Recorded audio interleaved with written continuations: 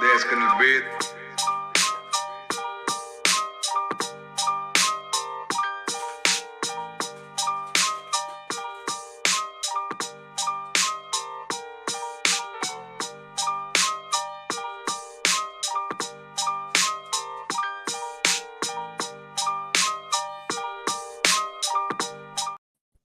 Hey everybody, welcome to the Midcard. I am your host, Bams, and as always, joining me is my co-host, Joey Wrestling. Joey, what's up? Not much, man. Yourself? Not much at all, dude. Just trying to relax. End of the week, we got SmackDown actually here in Massachusetts this week. Yep. Worcester. Right, and that's going to be a good show, obviously. They always do a good job when they come down to Massachusetts in this area.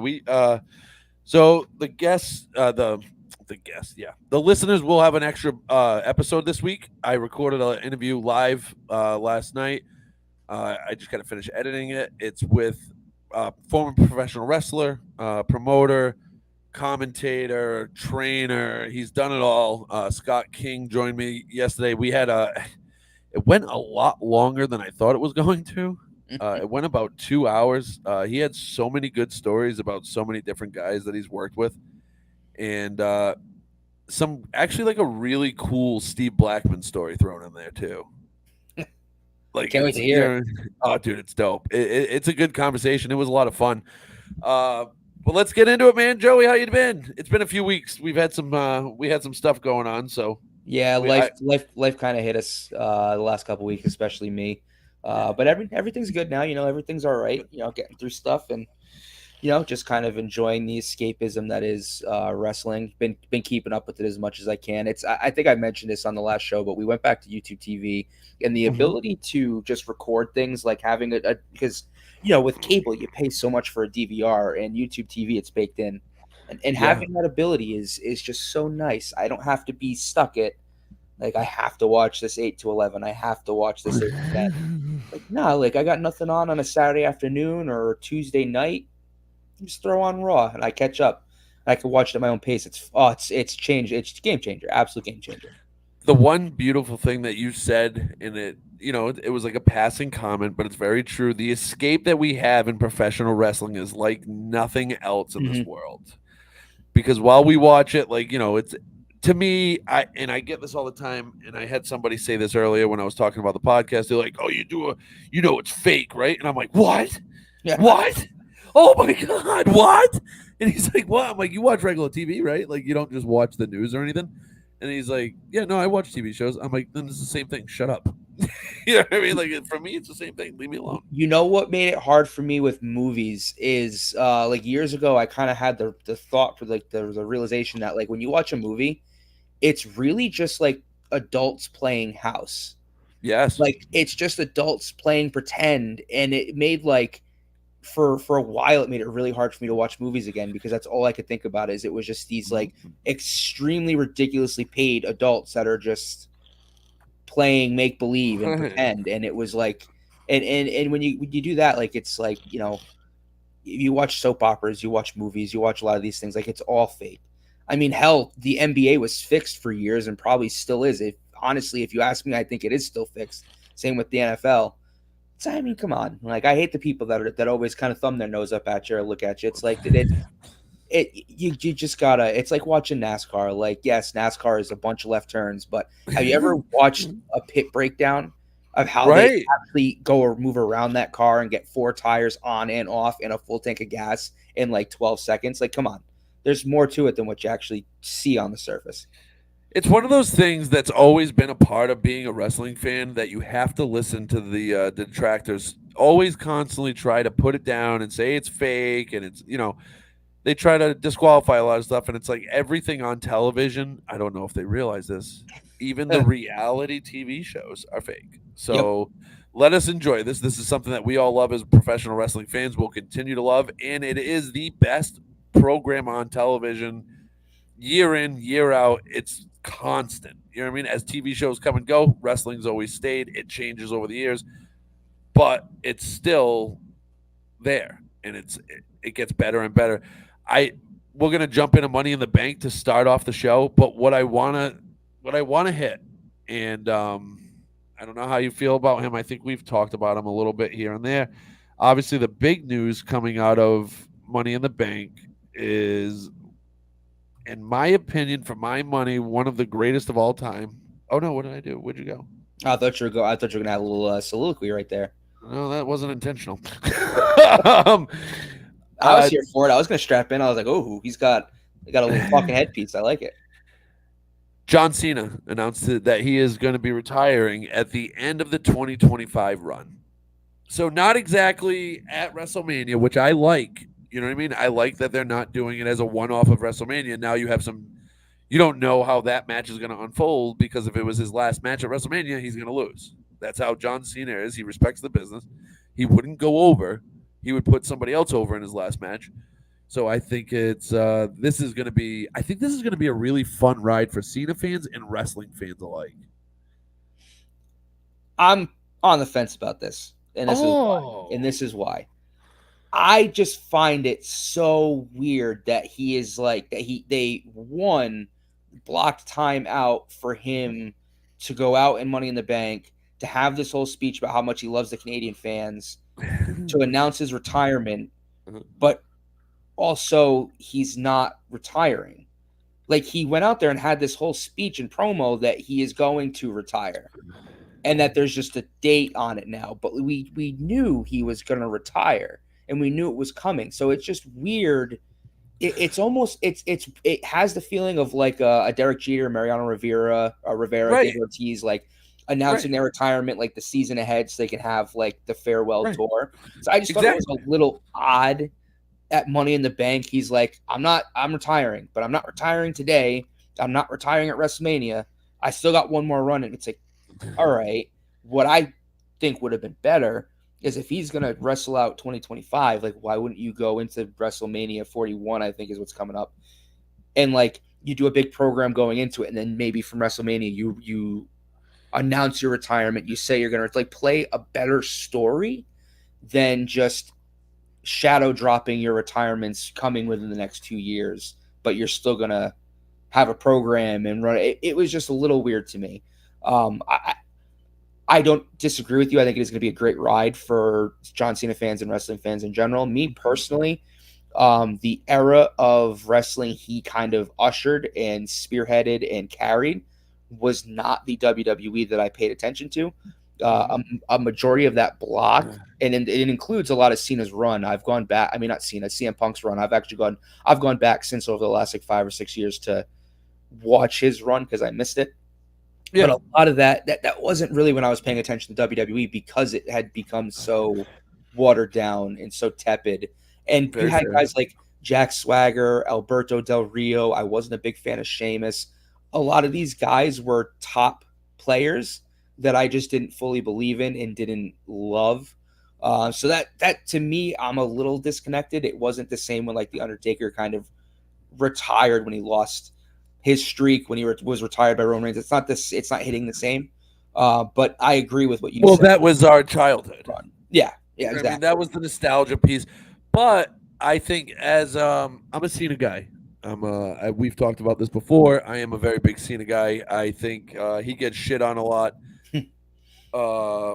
Because he was the biggest star in a time where there wasn't many stars and the program lagged, and it was him and Orton essentially. And I'm a big Orton guy, and that rivalry was great and carried it carried WWE for years. Yeah. And Cena year in, year out was there doing 300, you know what I mean? Like literally like 300 shows a year in, year out, gave his heart and soul to WWE the last few years. Obviously hit Hollywood, did the whole thing that way.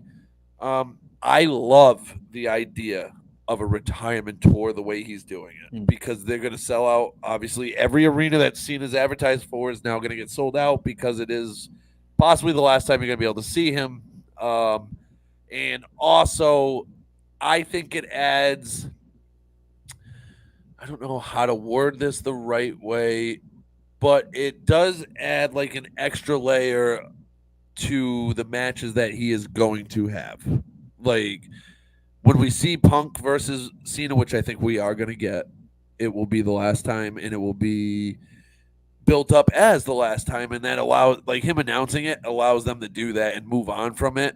and not let the dirt sheets get ahead of it, because Mhm. they were going to. You know what I Yeah. mean? Like eventually they were going to get a hold of it, and then he would have had to answer it and all that stuff. I liked when Derek Jeter did it. I liked when Kobe did it. I like the farewell tours. It gives your heroes a goodbye that they deserve, and Cena deserves it as much, if not more, than any of those guys because of what he did over all those years.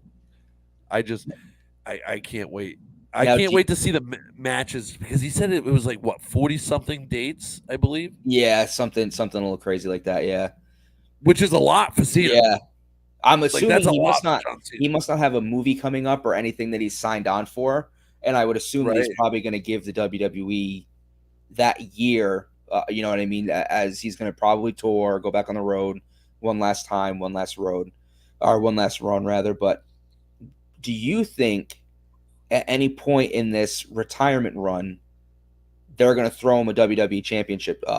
They're gonna throw him a couple months of being the WWE champion just to break the record, just to give him 17. I think it's a real possibility, and I think they should. I honestly, damn, my phone's acting up. I was trying Well, to think pull up about the it too. exact If you date. don't have someone that you can have go over Cody Rhodes, which we're gonna get into why this is a little funny talking about Right. this now. But if Yeah. you don't have someone that you think could pin Cody Rhodes clearly in the ring on their own, who's Mhm. the best person to kind of take the belt off Cody for a little bit, a couple months, whatever, and then either get it right back or put it on somebody else who then Cody can feud with to I fight don't think back it. and claw back for it, I don't think it. I don't think he's going against Cody. Cena's going to be a face. Obviously, he's going to be a face in this whole run, and everybody clamoring for the whole heel turn. That's not going to happen. We never got it. I don't think. I would be very surprised if Cena turns heel at all during this run, because of how white hot he is. I mean, could he be one of those tweener heels? Yeah, he could be, because he's got the ability I to don't do think it. he needs to turn heel though necessarily. I But mean, to face a Cody Rhodes, you would, though, because you but can't have two giant baby faces, like the no, similar baby faces that I they are. I They think are. you're totally wrong because you're gonna have the last generation superhero top star versus this generation's superhero top star.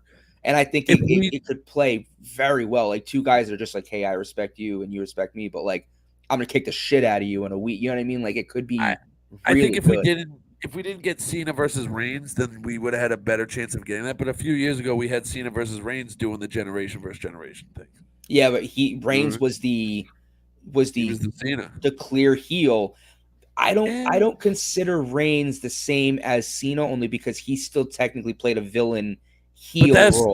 was well before the bloodline thing, and he was a babyface. He But was. yeah, They but were that was attempting different to too run him though. as a babyface. At that point, he was never over like Cody Rhodes is over. Like when Right. Reigns was pushed as the top babyface, he was never the guy. He wasn't that superhero action figure kind of guy. I don't. I think you're wrong on that. I think that's exactly how he was booked. I mean, you're talking about when he won what back-to-back Rumbles. He held. You know what I mean? He I'm held the not title. saying But that's not how he was booked as a superhero, and he I'm not was saying there. that's not how he was booked, but I don't think that's how he was viewed from a fan standpoint. Not from I our I generation, but from the I think kids and the stuff. I think it was. I still think there was a lot of people that were against him, kids, our generation, older generation. I think Cody is unanimously loved as a top babyface. Yes, there's a vocal minority Yeah. that has negative things to say, but people are still singing his song in full force when he comes out with the title. For Roman Reigns, he was panned, he was booed, they jeered him. You know what I mean? After he beat The Undertaker, he stood in that ring. I remember watching this. I remember watching that Raw. He stood in that ring for 10 minutes and wasn't able to say a word because he was booed out of the building. I think that while he was booked as like the superhero babyface, he was never going to be. But I don't think they were booing Reigns. I think they were booing the booking. It wasn't ever. Still, It wasn't ever we hate Roman. It was we hate the way he's being booked as the next Cena, like the Super Cena thing. That's how I recall it, at least. Maybe but it's just my point of that's view. kind of my Yeah. point though, because Cody is booked that way and he's over. Like he's But over he's with different. everybody. Yeah. But But that's I'm what, just saying, the way that they would have to book it is like very similar to how they did try to book the Roman Reigns thing. fair You know enough. what I mean? Yeah, that's I mean, that's a good point. will we get Cody versus John? I mean, it's a real possibility because you're talking about two of the biggest stars the WWE has ever seen, like between Yeah, merchandise and ticket sales. Like, it's very possible that we get it. I just don't know if they would throw him in a title match versus Cody because I feel like that's like a no win situation for them. Because if you have Cena lose, then it's like, all right, but Cena lost. And if you have Cody lose, then people, the Cody crybabies are going to get mad, including me. I am a Cody crybaby. Um, I I love just me think some he's a Cody. great person for Cody to drop the title to I if don't they end think up Cody's painting dropping it. themselves. Cody's having a long run with this thing. Man. Yeah, I he don't see probably. Cody dropping it. You're probably right. I'm just, but this Yeah, also isn't. You have to think though. This also isn't happening at WrestleMania.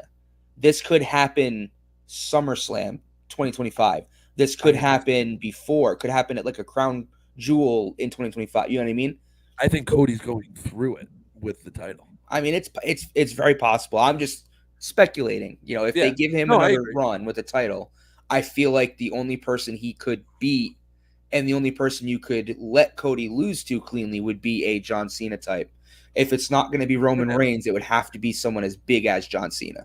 But I think it is going to be Roman, and I think so. I mean, I'm going to go a little off track here with this. I feel like when Roman comes back, whenever this is, and I want to say maybe SummerSlam. Yeah, there are And rumors he'd be back at Money in the Bank, so it's got to be coming up. if it's not SummerSlam, then it's 100% going to be Survivor Series. They can't hold him off much longer than that because everybody's clamoring for him, and I think he's ready to come back. Like I think whatever he had that he was filming is done. But I feel like not Cody. I feel like Roman is going to do the whole bloodline thing. That's going to be. I feel like Survivor Series is perfect because, like we talked about before, with the why am I drawing a blank on the name of the Bloodline match? Civil War. Pretty much. But what's that match? The 2 rings. I'm drawing a blank. Oh, dude. War Games. War Games. I feel like that's what we're going to build to with that, and then I feel like they're going to have a run where we're going to get Rock versus Roman.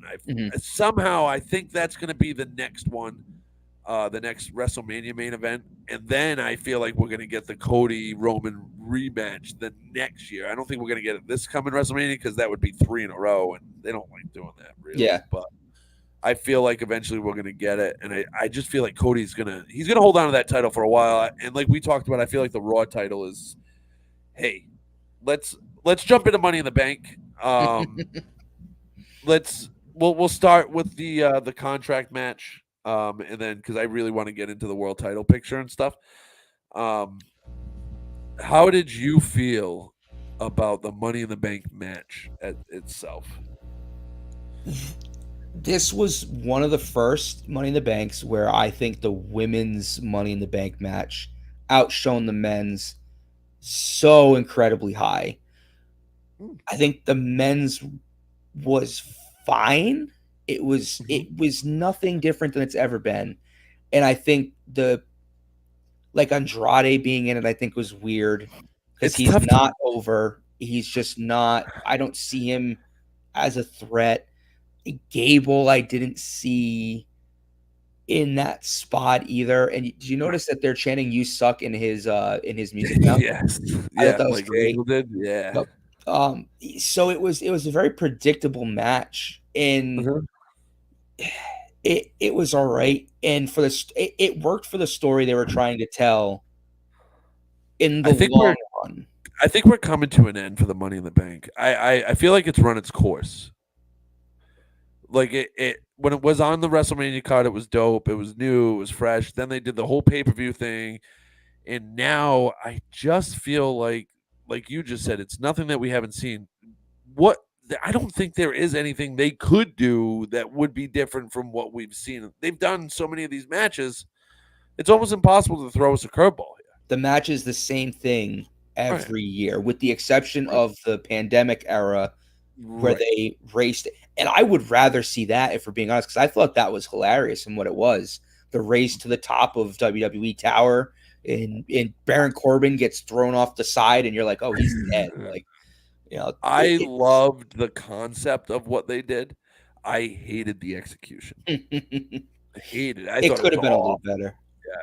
But then again, like we can sit there now and say that this is awful and this is that, but this was during the pandemic where they like They didn't know what they were doing.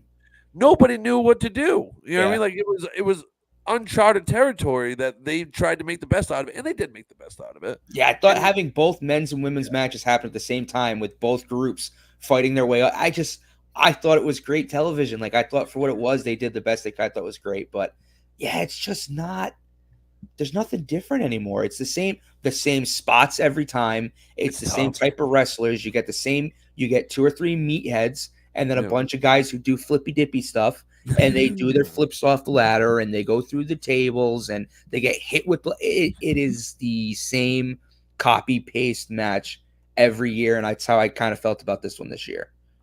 Very fair. But like I said, I feel like they're just what more can you do? With the money? That's exactly Like, it. Yeah. there's really nothing more you could do with it. How did you feel about the winner? I mean, without spoiling the end of the show, No, which I mean we'll we're get gonna we'll get it. Drew McIntyre obviously won the to. contract. Yeah, right. I think it's a waste. I get that they're trying Okay. to further the story and add layers, and I appreciate that. But I don't think you need Drew winning and getting screwed at the end of the night to further that story. And All right. you're taking that opportunity away from a Damian Priest who has talent, maybe isn't super over with his gimmick, but has been all right as a champion. You're taking that opportunity away from a guy like that to further a story that we don't need more layers because it's already hot. Like we're just waiting to get to the payoff, or at least the first confrontation where they can actually put hands on each other in like a sanctioned way in the WWE. So let's play fantasy poker. Who would you have booked to win that match between CM Punk and Drew McIntyre? No. The money in the bank men's match. If you don't like the you don't like the McIntyre thing and the way it folded out, so how would you have booked the winner of that match? Like who would you have given the briefcase to? Finn Balor. and you have Finn cash in that night on Damian Priest. He takes the World Heavyweight Championship from Damian Priest, and the implosion of Judgment Day begins. Story-wise, it's what makes sense. Could we sit here for an hour and write different stories and think of different things? Yes, there's probably other guys. Gable winning it would have been interesting. I forget who the fifth and sixth guy. I can't remember if like Ilya was in it or not. So that's the one thing that Money in the Bank Jay could have been a good winner. And that's the one thing carry the heat in the case, or like. Yeah, that's the one thing they could do with the Money in the Bank match is give it to somebody that would be a complete curveball. Mm-hmm. You know what I mean? Like they did it with Otis and then dropped the ball with Otis because I don't think Otis should have ever gotten that stupid thing. They gave it to him while he was hot, and then he lost a bunch of momentum, and they didn't know what to do with him. Right, which should have been foreseen because Otis is awful. Mm-hmm. But I'm not a fan of him. I never liked him, and I hated that move. But that's the only other thing that you could do, I feel like, is like give it to like a complete surprise. But that being said, we're on opposite ends of this because I love the McIntyre stuff. I felt like it worked. And I feel like Finn and Priest are going to get their moment anyway because the way that the Judgment Day is splitting, and they don't.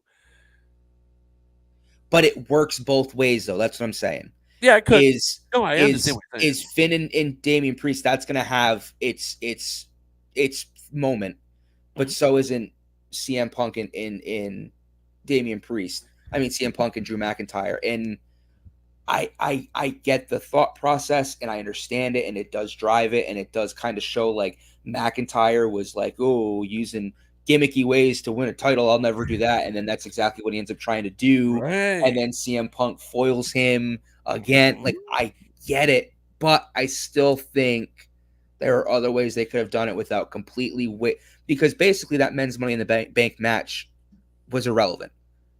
I don't think that match means nothing. I don't think so. I don't believe that. You know what I mean? I get what you're saying, like, and I understand like the thought process behind it, but last year Damian Priest held on to that briefcase forever. So you knew that it wasn't going to be, they weren't going to hold it for a long time. Whoever got it was going to be a short-term contract kind of hold. You know what I mean? Because like they don't Yeah, like to do it good point. back-to-back years where they hold it forever and do all this stuff. So that being said, you also don't want to give it to somebody and then have them drop it to lose credibility. Drew McIntyre is not hurt by losing the match that he cashed in on, and I guess we'll talk about that while we're talking about this. So that match for Seth Rollins and Damian Priest, what a botch! That ref completely dropped the ball on that, or Damian Priest did. I don't know Or what. whoever, or if Drew McIntyre's music was supposed to hit at that point. Like, there's so many different things that could have happened in that Right. moment. But if you're Damian Priest and you know that the match can't end on that, you have to get your shoulder up. Yeah, Like I I've understand, seen like you have to. I've seen people speculate that he might have been knocked out.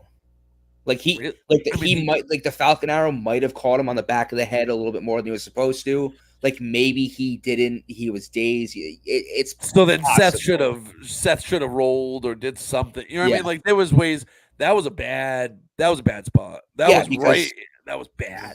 right in front of the camera, you clearly saw the ref stop counting, and like it just looked bad. It was a clear 3 count. It was Yeah. a clear one. It wasn't one of those, oh, that's a little touchy. You know what I mean? Like that was somebody dropped the ball and Triple H addressed it. I don't know if you saw the press conference Yeah, after. yeah. He talked about the ref and all that I've stuff. seen the comments. Yeah, Yeah. So like that was, I mean, they dropped the ball. It doesn't happen often, but when it does and it looks that bad, it's not great.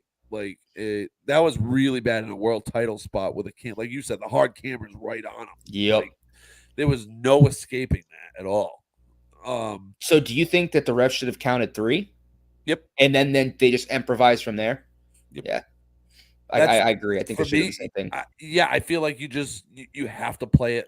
You have to play the ball where it lies. You know what I mean? Like, so if you go 3, then you move on the other. You know what I mean? Like whatever you have to do. Like, would it have really hurt if Seth Rollins won the title? No. Like, he's a champ. Like he can hold that title, and they can work something, whether it's that night or.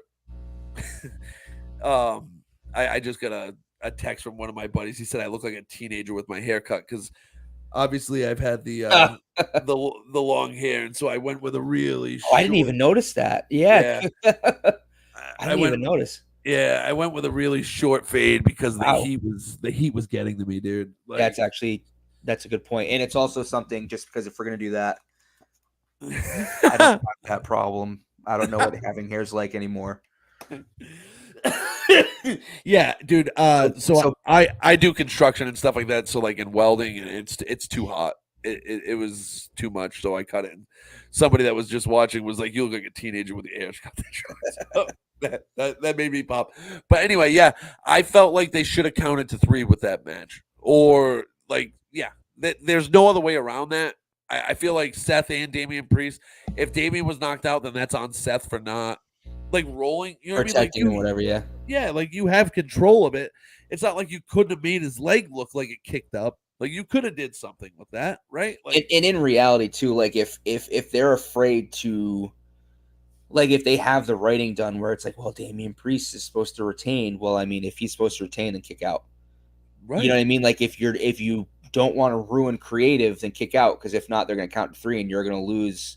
right. You know what I mean? Like you're gonna lose a title, and that's just how it is, because there I are don't still know. people who believe it's real. And I don't know if maybe he wasn't paying attention to the count, or I don't know if we'll ever get to the bottom. I think eventually we will because of how Triple H handles all this stuff. Like we're gonna get an answer somehow, like in a backstage kind of extra, you know what I mean, like an online YouTube kind of show, whatever it is. We'll get an answer, but will it be the right answer or anything? I feel like they dropped the ball. Like Damien should have kicked out. I don't care if you're waiting for the music. If you see that hand coming down for 3 and you know that you're retaining anyway, then kick out. Like, yeah, deal with not protecting that finisher that one time to protect the whole match, like in the integrity of that match, because that really, really just it didn't look good. it was a very bad look. Like And that was one of the worst botches that I can remember in like recent memory. Like that had real implications to it. Like it wasn't just like a missed spot in the middle of it. This is a world title match. Like, and you had a guy clearly down for 3, and the ref just stopped counting. Right. for no reason.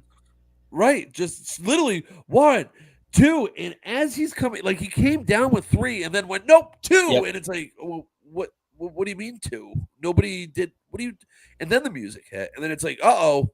Yeah. Uh-oh. That's not good. But there was ways around it. Like you could have had the 3 count and then okay, Money in the Bank match. Now we get a triple threat match. You know what I mean? Like or whatever. And it you can play And like then there was a million ways to play off. yeah, Of that. and then CM Punk, and I honestly, for how Seth got so mad at CM Punk for ruining his opportunity or whatever it was, which I also didn't buy. I thought that was a little ridiculous. Like Seth getting in CM Punk's face, and it's like, man, not for nothing, but like Drew McIntyre screwed you over. You're getting angry at the wrong person. Unless you're angry that CM Punk didn't drag you over the carcass of Drew McIntyre as opposed to Damian Priest. But like, if you want to make that a story, it almost would have made more sense for Seth Rollins to be like, if the botch happened, then cool. Then Seth Rollins wins the title for 10 seconds. Drew McIntyre comes out, restarts the match. Granted, there though, if Seth had won, technically Damian Priest wouldn't have been involved in. But you could have made it a triple threat. Yeah, like you could fudge the rules. Like no one's gonna know, but everyone does know that you just stopped counting, Right.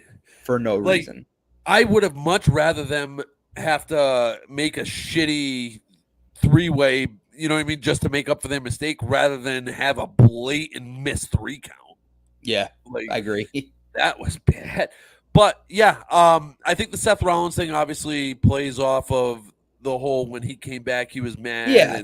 and they're trying to move that story. I think they're trying to move that storyline with the Drew McIntyre storyline and figure all this out. It just And felt forced to me yeah, and no, because it definitely. it's I misdirected agree. anger, and it just didn't work with me in the context. It's Like, it's misdirected anger in that situation, but as a whole, I think everybody knows that he hates CM Punk so much. So I think whenever he comes out and like interferes in anything that Seth is doing, Seth's gonna like get this red hot at him and pissed off. So I don't know if it was complete misdirected. Maybe they could. They definitely could have did it a different way. You're right. Like there was definitely a better way to play that. I think. I don't know what it was, but you're right about that. yeah, it was just weird storytelling in my opinion, and it kind of comes back to why I wish they didn't ruin the Money in the Bank match in that way, because it just felt so disjointed with the botch and the cash in being unsuccessful with CM Punk's interference. And if you just wanted to get CM Punk in the building to get a pop and get people excited, like I feel like we could have written it differently. And obviously hindsight's also 2020, so it is what it is. But it was just this portion, the men's Money in the Bank and the World Heavyweight Championship, were not the strong points of the night for Money in the Bank. Yeah, that's fair. That's very fair. In my opinion. I as a Punk mark, I love it. Like I loved it. I know it's not it might not be the best storytelling and the best way to bring that storyline to the forefront again. And like they could have did it like you're saying, there was a million ways to do it differently, and they didn't do it that way. And how they did it might not have been the best, but CM Punk did say that any opportunity that he got to screw Drew McIntyre out of anything, he was going to take. And I like it. I don't necessarily love that it was the Money in the Bank briefcase, but with the options that they had, it would have had to be Balor or McIntyre or like that. That's pretty much it when you had that match. Like it had to go to one of those guys. Yeah. Storyline wise, those are the only two that made sense. And obviously you knew when Right. Drew made, like, you could see from a mile away that Drew was going to win the Money in the Bank. Like, and I think that's the other thing that is just a little, and it's not like, it's just disappointing maybe, or just a little milquetoast. Like you could see this coming from a mile away. Like as soon as Drew reached up and grabbed the briefcase, it's like, I know exactly how the rest of this night's going to go. And I saw someone like a night or two before who predicted this like the exact like hit it. I wish I could remember where I saw it. I think it was an online dirt sheet or something, but somebody like basically was like, this is probably how Money in the Bank is going to go on the men's side for this reason. And it was Drew McIntyre wins, world heavyweight. Because they were ordering the matches. They were like slotting where the matches were going to go Oh, because it was okay. before the match card was released. So they Uh-huh. were like, well, if Damian Priest and Seth Rollins are fighting for the World Heavyweight Championship, and the men's Money in the Bank isn't going to be the what do you call it, the Main main event. event, Yeah. it's probably going to be, which it wasn't, don't get me wrong, but it was still, the context was still right there. Like, it's probably going to be the World Heavyweight Championship, which Mhm. means right before that, you're going to get the women's Money in the Bank, because they're going to want to put that in the middle because people might not be as hot for it, which means they open with the men's Money in the Bank because that's going to get people going, which from there means Drew McIntyre wins and at the end of the night cashes in.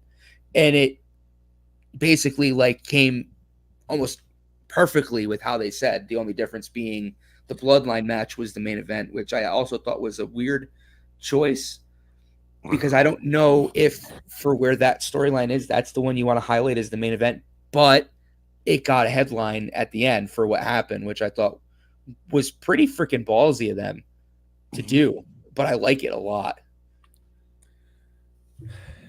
Yeah. Let's jump before we get too far ahead of ourselves. Let's jump to the Intercontinental title match. Braun Breaker versus Sami Zayn. Sami Zayn goes over. Shocked. Yeah, right? Like I was very, very surprised that Braun lost that match.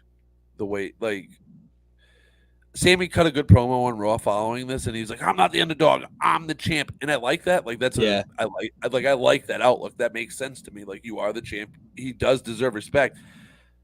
But why put Braun in that situation?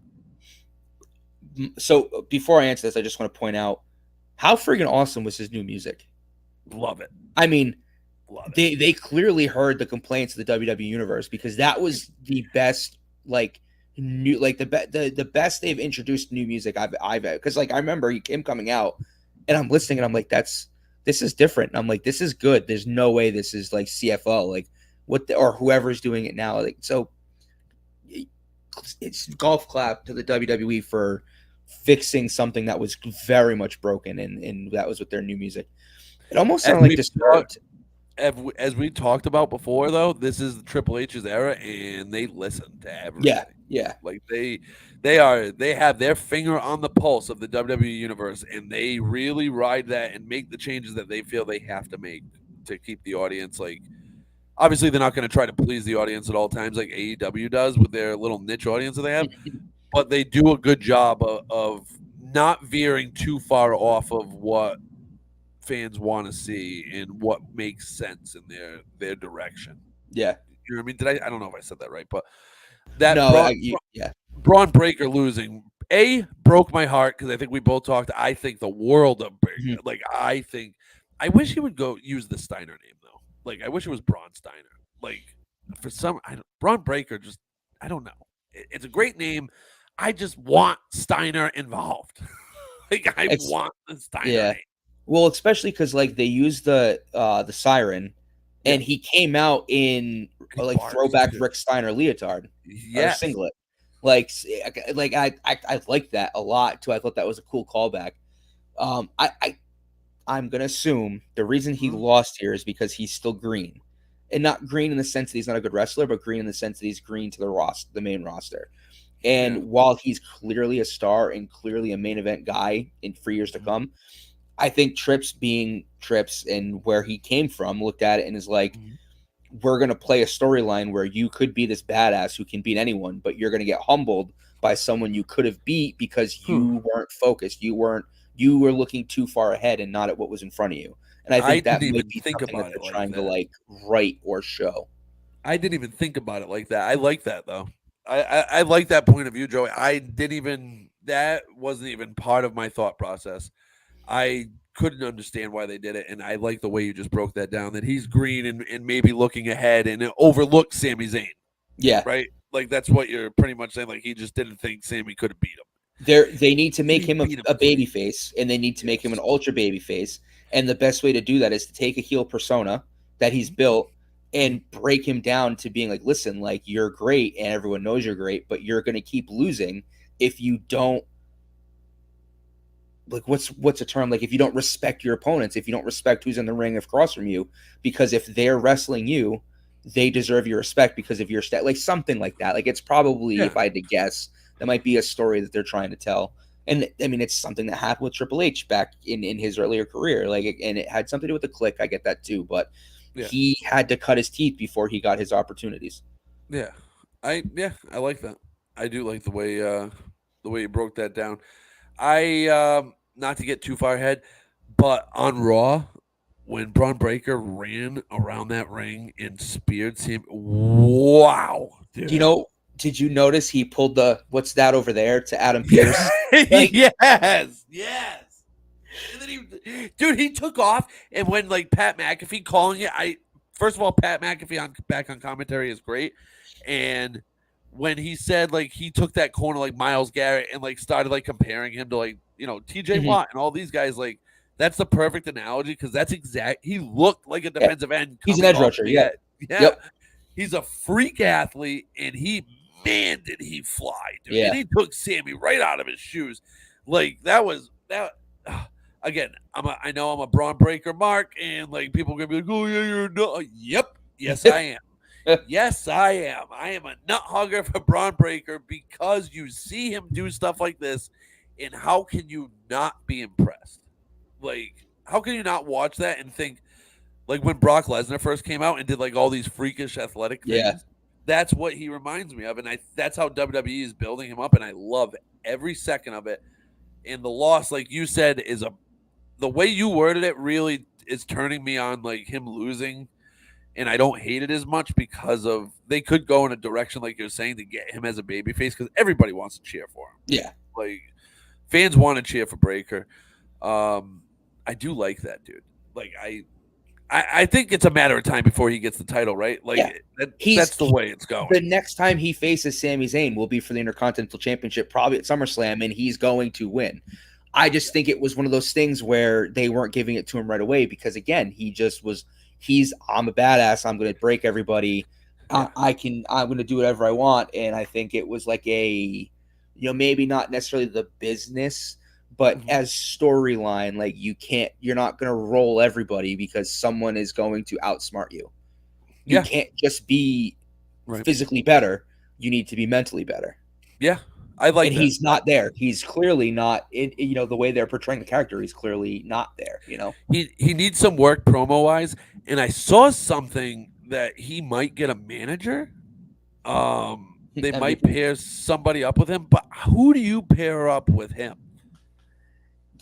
Who would actually probably be pretty good with him is Lars Ellering, or whatever his first name is, Steve Ellering, whatever the hell, I forget what his name was. No, I know. The guy with the AOP. Yeah, he did the Legion of Doom when they first came out. Yeah, I know exactly who you're talking. That would be yeah, you're right. That would be a good fit actually. But I think he does need somebody, maybe even if it's just like for a transitional period, just to get him like a female manager. You know what I mean? Like a Scarlett. I mean, I know I'm going with the same managers and the same. It just so happens I think Scarlett also kind of fits his character as well, because you're not going to put like Zelina Vega or like he would work well with like a Liv or I don't know, like a Rhea Ripley, although it would never be her, but like a female with like a I know what you're saying, an edge. You know what I mean? Yeah. I know what you're saying. That makes sense. I would like to see him get a manager just to protect him a little bit on the mic because I mean, he's got some work to do. So just to buy him a little more time and take some pressure off him would be great. He is a Steiner. Yeah. So right. They were never great on the mic. First of all, Scott Steiner's mathematics promo is the greatest promo in the history of professional wrestling. I loved the guy and he was great, but most of his promos were just him lifting the pipes and kissing them and just saying how big his biceps were. So and how fat his opponents were. Yeah. So that was it.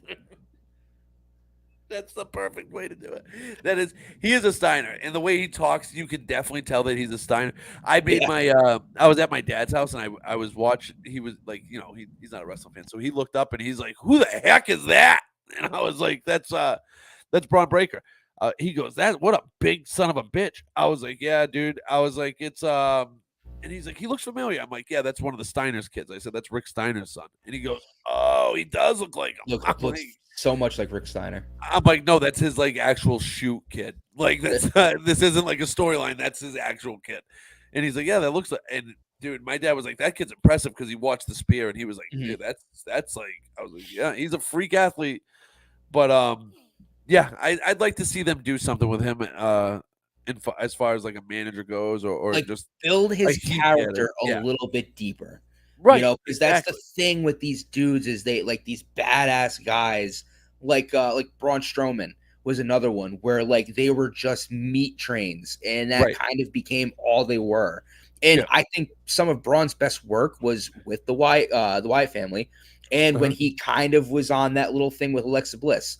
When you humanize and build a guy like that, it gives him so much more depth than just like I'm a meat train. Like even Brock Lesnar, right? When Brock Lesnar came back as Cowboy Brock and actually was Oh allowed to yeah. kind of be more of himself, to Yeah. me that was the most entertaining Brock has ever been in his career. Ooh, I don't know the Money in the Bank stuff But when even he. then, they were still Yeah. letting him be a little more himself. I No, know he no, came out they. with the boombox Yeah, and stuff. Yeah, I agree, but that's what I'm saying. Like when he did that stuff, I enjoyed that. Like you're saying, like yeah. They need to let these like meat buckets like have more of a add a developed dimension. character. Yeah, Yeah, add a dimension to their character and let them kind of showcase that, so they're not like you're saying. Yes, we understand that he's a freak athlete. Like we get that, but there has to be more to him than just a freak athlete for everybody to buy in. Because other than that, exactly. every freak with muscles would be over to the moon. You know what I Yeah, mean? Like you have to give him something. There has to be a little more depth. yeah. This isn't the Is '80s. what we're It's not the saying. '90s. Like people want more entertainment with Right. their I entertainment. don't want an Ultimate Warrior esque character. Yeah. I don't. Yeah. I Yeah. that and Braun deserves better than that. Like because he is, man. I think he's the real deal, Him dude. and Gunther, man. Him and Gunther are the two next big stars that WWE has going forward. Yeah. That you're absolutely right, and that I mean that would be a fun rivalry for the Intercontinental title. Those two going back and forth. I really think that in the WWE over the next like 5 years, that their big four is going to end up being Braun Breaker, Uh-huh. Gunther, Carmelo Hayes, and Trick Williams. Where's Because I Cody? think Trick Williams too is another one, man. He's ready. Like he's a Cody's big not going dude. anywhere. He's He's gonna athletic. be. Well, I'm saying like younger He's generation, the new generation guys will take over for the Randy Ortons that are going to take over for like the Seth Rollinses, the Roman Reigns. Because I mean, like even Rollins has been saying like he doesn't have a ton of time left. So like yeah, in the next 5 years, like a Seth Rollins might be retired or part Yeah, I think time. that has to do with all his injuries mostly because Seth's taken a lot of his body's taking a beating. Yeah, The way it's because the high impact stuff that he does. but those guys, Sheamus, AJ Styles, a lot of these guys will be transitioning out. And I just think Braun, Gunther, Carmelo Hayes, Trick Williams, I don't think we have those too are much AJ Styles left. no, I don't either. I think he's on his way. But that's again kind of just painting more of the picture. I That mean, would be a match that I need to see with Cena. I need another AJ yeah, Styles, John Cena because they tore the house down when they John Cena's best matches that I've ever watched were with AJ Styles. I mean, I disliked Cena for being a three-trick pony, and those the two WWE Championship matches I saw for with John Cena against AJ Styles, he did more moves than I like that. I had no idea. Like I didn't know he had one of those sunset flip power bombs in his bag, and he Kevin just Owens too, though. When he wrestled Kevin Owens and he broke out a bunch of different tricks, I love that. Like yeah. that springboard stunner that he broke out of nowhere. Mhm. The That was new generation. Well, I can't say AJ Styles is the new generation, but I guess for he kind WWE, of he's is. kind of Yeah, new generation kind of because is. he came in like 2019, Yeah. forced Mhm. Cena to Up wrestle. his Like game. it Yeah. forced him to do more than a five knuckle shuffle, an AA, and an Uh-huh. STFU or an STU, whatever they had to change it to. Yeah. But I it's yeah. I agree. He definitely in his later time before he went away for Hollywood, he was definitely breaking out more moves and becoming a better in ring performer. Like you're saying. Like he definitely turned it up a notch. And you're right with AJ Styles, with Kevin Owens, those opponents, they kind of I think they brought out the best in him and he wanted to do it. You mhm. know what I mean? He was working with guys who athletically could do more, and he did more. Yeah.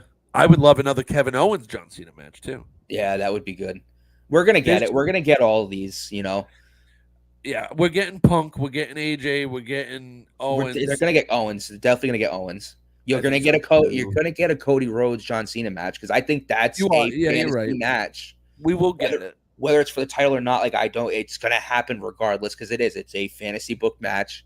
And obviously, we're getting an Orton Cena match again. Yeah, that might even be the one that he retires on. I think that's somehow gonna be a title match It's possible. I mean, I wouldn't put it out because of the. Orton's coming up on the titles. Cena's at 16. Cena deserves to break the record, and I think Orton deserves to break Cena's record. Mhm. That's how I've always wanted it. Like I would love it, and obviously I love Randy Orton, and like these are just guys that I like enjoyed. I watched. This is when I got back into wrestling because I took some time off, and I got back in right around the Randy Orton Evolution time, and then I got behind him, and then Cena was obviously, white A couple hot. years after that, yeah. Yeah, like he got white hot, and then the Cena Orton rivalry was always great, and we're gonna get another Orton Cena. We'll probably get two of those. I would assume he's gonna get more than one. Well, like I said, Orton, Punk, Owens, AJ, Cody, probably Roman. I would guess. I would guess maybe The Rock. I was just about to say that. That's a Yeah. I heard that mentioned in some. I gotta start like saving these so I don't sound like just a guy like, oh, I heard this somewhere on Yeah. something. But I did read that that is something that's been mentioned as well. That those two might meet again at some Yeah, point. why not? Before, You know yeah, what I I mean, if the Rock's clearly invested in the WWE. Especially since The Rock is this heel right now, and probably some of the best work he's done in his career, and he could attack the John Cena saying that The Rock went Hollywood and how dare he, and now he's doing the same thing and Mhm. really lay that in there. Like Yeah. really hammer that home, dude. I would love to see it. There is a and Gunther. I saw something that Gunther was one that Triple H wants to do with Cena. Braun Breaker, I think, is going to get a Cena match. I feel like that's gotta be happening. And obviously, I think he's going to get involved in some of the bloodline stuff too. I would assume That was because of just his the story best of- line from his like pre-retirement speech where he's like, if you want some, come get some. Or like I forget what he said, but like basically something about like how the show's almost over. So if you want it, come get it or something like that. I was like, I'll be honest, man. That was kind of badass. Like, I ain't got much time left. So if you want it, come get it. Like, Yeah, yeah. No, you're absolutely right, and it's going to be fun like that because that adds another main event caliber match, no matter where it is on the card, because Cena is who he is. And we're gonna get these matches that people want to see, and like these dream matches, and it's gonna be the last time ever. It's gonna be. I hope that Cena has a healthy last run. Yeah, that would be the only thing that derails this and makes it something that we don't want. I hope he can do this the way that they plan it out. Like I also saw that he's gonna do some overseas stuff too. Like he's gonna, you know what I mean? Their overseas tours that they're doing, which would make sense if they end up because they're gonna go back to Saudi Arabia, like the Kingdom of SA. They're probably gonna do another France show next year because France and where else did they go? France and Scotland were two of like the. I mean, France was the hottest crowd I think I've seen in the WWE arena in decades. Not just WWE. I think that was one of the best crowds I've ever seen. Any like, company like that. That crowd made Backlash so good, like, and Backlash usually sucks. And Scott and I talked about this yesterday in that show that I'll drop. It might drop tonight or tomorrow, whatever. It'll be on our sites. But we talked about that crowd and how a crowd like that can either make or break a show, because if the talent isn't ready for a crowd like that, the crowd will eat them alive. Like. I mean, how tough is it to keep that crowd that hot all night? Yeah.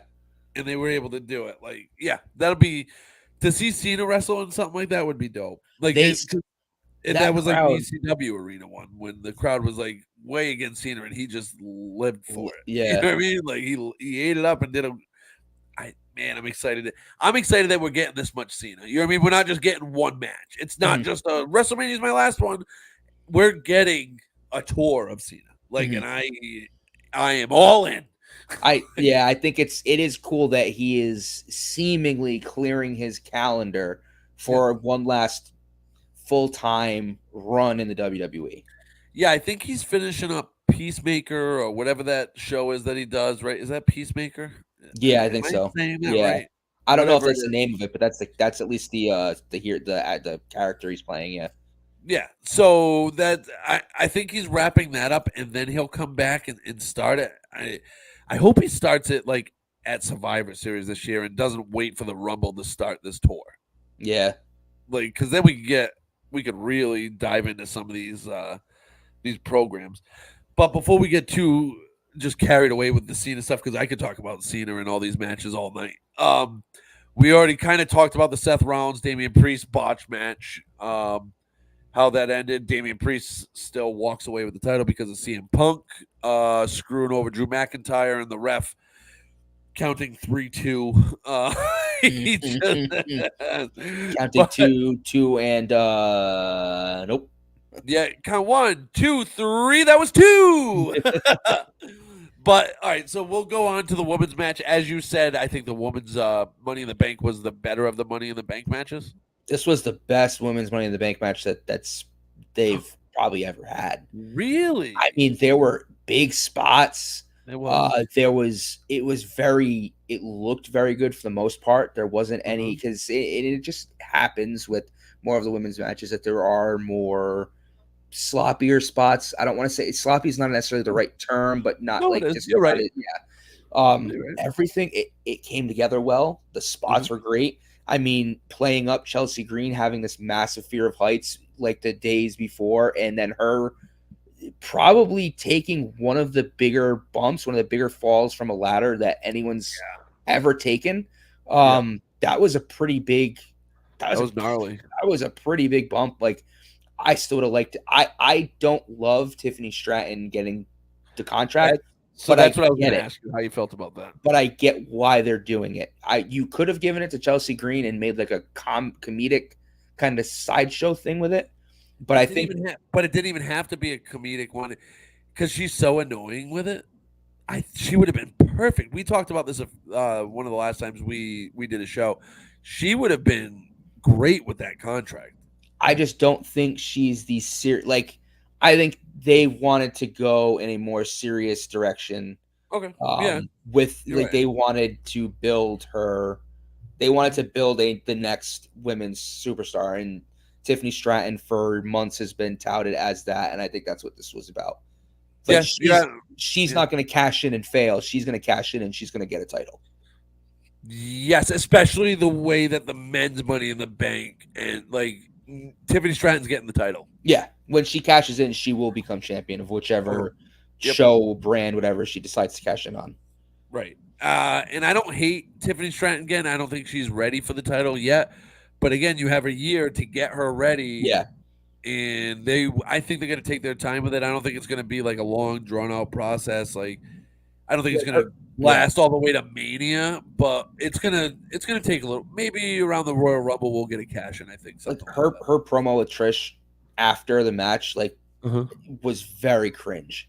It was very like it was tough to watch.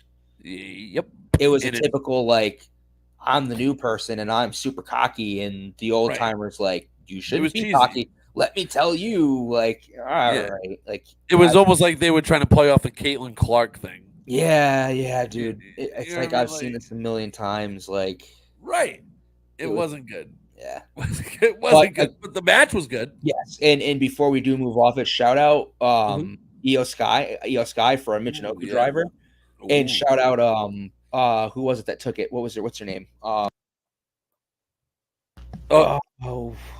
That's gonna bother me because she's partnered with Shayna Baszler and Sonya Deville right now.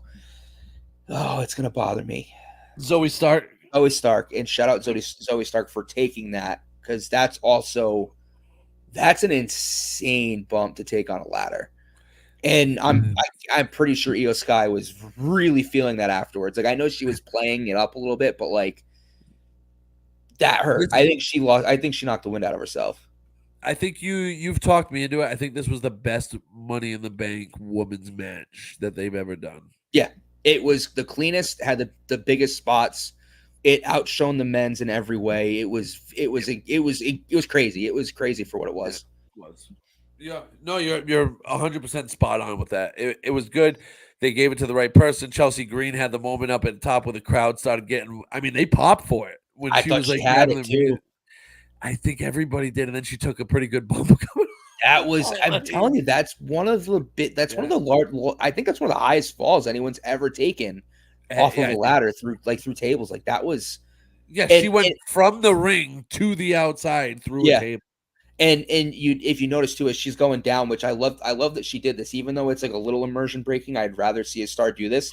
As she was coming down, right before she hits the table, she actually tucked and grabbed the back of her neck with her arm Yes. to like Yeah. brace her neck. I thought that was actually like really kind of cool to spot that as it happens, because it's when you're tumbling, like it's something you need to do. Yeah. So seeing that she's like that good of a performer where she knows how to protect herself in like a quick little way that like most people probably wouldn't catch. I don't know, maybe they would. I'm not Right. special. I'm not saying I am, but it just everything about it was just very clean. It was just very well done. Everyone was not afraid to do what they needed to do. There was no fear in those women at all. No, God, no, nope. There was no fear. They did it. They killed it. They absolutely killed it.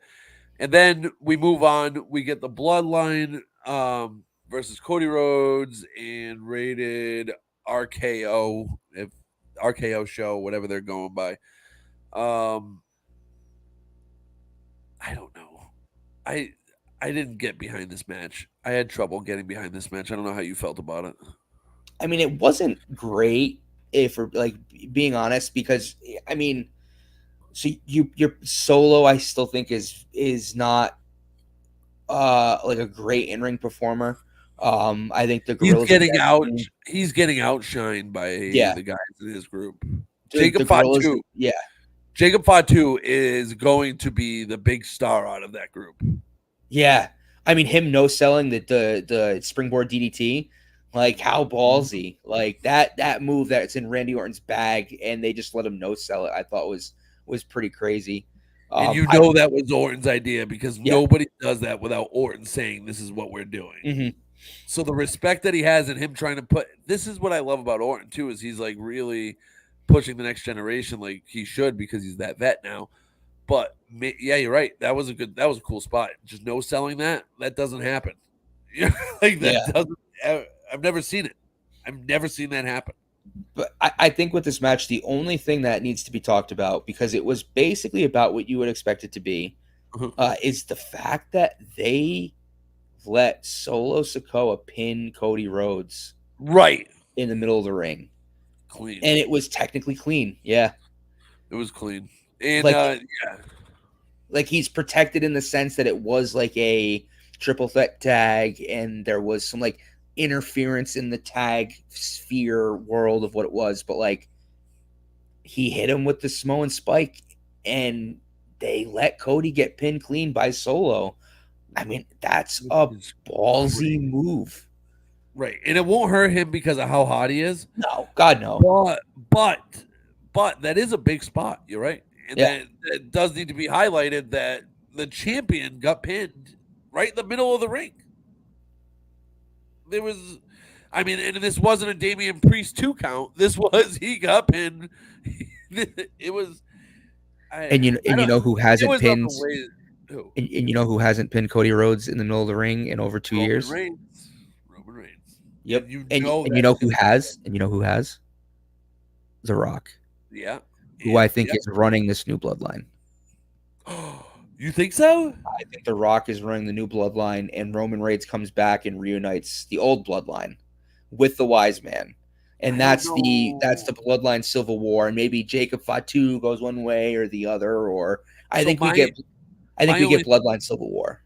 my only problem with that is that would kind of set Jay back a little bit. You're telling me him losing the Money in the Bank contract to Drew McIntyre, who wasted that night, doesn't set him back at all? No. Not for nothing, but his whole run has been setbacks. But So I don't think the Money in the Bank. Who if you lose at Money in the Bank, whatever you know what I mean. There's six. It doesn't hurt it's you to lose that. I think it's more the culmination though of like how many times will he get opportunities to hit the top of the mountain and not get there. I think him teaming with Roman and his brother again to combat the new bloodline isn't going to take away from what he's doing or has done as a single star. Okay. And I don't think it necessarily means that he's going to re-team with Jay. And I think he could even set up more storylines for, you could bring the old bloodline back. And then if Jey Uso happens to win the World Heavyweight Championship, now his brother Jay gets, there's just I think a lot of different stories that could come out of it. Yeah, I don't think Jay's ever getting the world title. He might not. I'm just saying if you want to keep singles. No, I get what you're saying. No, alive, it's still possible. I think Jacob Fatu obviously is going to split from them. I think that's the way it looks, at least. You know what I mean? Now, they might swerve it or whatever. Or that just might be his character being like that animal that he is, because he is a fucking animal. Well, like he's so fun to watch. Like, he is so good. I like him so much. Like, I do. I would be really intrigued to see The Rock running the new bloodline, like you're saying. That would be a really cool wrinkle. It would make sense to me for like, why do they suddenly turn on Paul Heyman? Because Paul Heyman has been loyal to Roman Reigns. Paul Heyman's not loyal to The Rock, who is also a very brutal, aggressive person when he came back, much unlike Roman. And that's how the new bloodline has been. And that's what Paul Heyman didn't like, was how ruthless and how aggressive they were being, and how they were just killing everybody. They weren't talking. They weren't like, it wasn't very diplomatic. It was just like, if they wanted to hurt somebody, they hurt them. So that's kind of where I'm thinking that's kind of where I get the idea. And the whole like alluding to, Solo Sikoa on the phone and who are you talking to and all this stuff, like, that's very fair. Yeah. I don't think he's the tribal chief. I think The Rock is letting him pretend to be the that's what they're going to show when The Rock comes back. It'll be something like that. Because that is how it started, was that he was just the placeholder, and he acknowledged that he was just the placeholder until Roman came back, and then it kind of faded. And you're right with the cell phone thing, like, who's he talking to? Because obviously it's not Roman, because he would never set up Paul Heyman like that. Like, exactly. And Paul Heyman taking that powerbomb through that table. Good on him. Dude still got it. Unbelievable. I don't ever remember ECW. I don't ever remember Paul taking bumps like that, though. He's taken some. He took an F5 back in the day. Right. But then again, the F5 is really like, you don't have to do anything. Like, Brock does everything. You just have to land. And Brock is going to protect him. Yeah. But that powerbomb, dude, like, did you see all the stuff that they said? Like, he stayed up the night before to get his eyes red because his eyes were really bloodshot. Like, he did a really good job. That was cool. And the more we talk about the bloodline doing that, it makes sense that The Rock would be the guy behind, the guy behind the mask. Mm-hmm. I like that. There has to be a wrinkle, and it's not just Solo going out on his own and doing business for himself. I really think he's doing the bidding of The Rock while The Rock's away. I like that, dude. I like the way you brought that. I like that a lot. That makes a lot of sense. I can actually see that. I do. Softening him up for when he comes back. You know what I mean? Yeah. No, that makes all the sense in the world, dude. You're absolutely right. I didn't put that together until you said it out loud, and I really like that. Because I could also see, like, if you want to bring Roman back and get him as a face, like, what better way than at, like, say SummerSlam, where like we get, or Survivor Series, where we get The Rock versus Cody, because we know it's coming eventually, and maybe they do it earlier, and The Rock is protected, and so is Cody. So how do you make that work for everybody? Well, maybe The Rock looks like he might win. Who returns? Roman Reigns. And either interferes or just distracts The Rock enough for Cody to win. And The Rock goes, all right, Cody, like, I don't care about you now. Like, I need to handle my own business, and that's how you start to get that feud. I don't think we get The Rock until WrestleMania, though. I don't see him. You're probably right. I mean, it's more fantasy booking, but like, it's just things that would be cool if it's out. That's the story that they end up going. No, you're absolutely right. It would be cool. And obviously we'll see The Rock, but I don't think he gets back in the ring until WrestleMania. Maybe the Rumble. You know what I mean? Yeah. Maybe he comes back and wins the Rumble. Who knows? You know what I mean? Or maybe Cena does. But yeah, I there's so many different ways they could go through this bloodline, and they keep signing more members of this freaking family, dude. Their whole roster, the Raw roster, is just gonna be the bloodline. It's just all Samoans, dude. It's It's just all like, it's the NWO with the yeah. Samoans, dude. It's the Samoan World Order. Dude, they signed I forgot.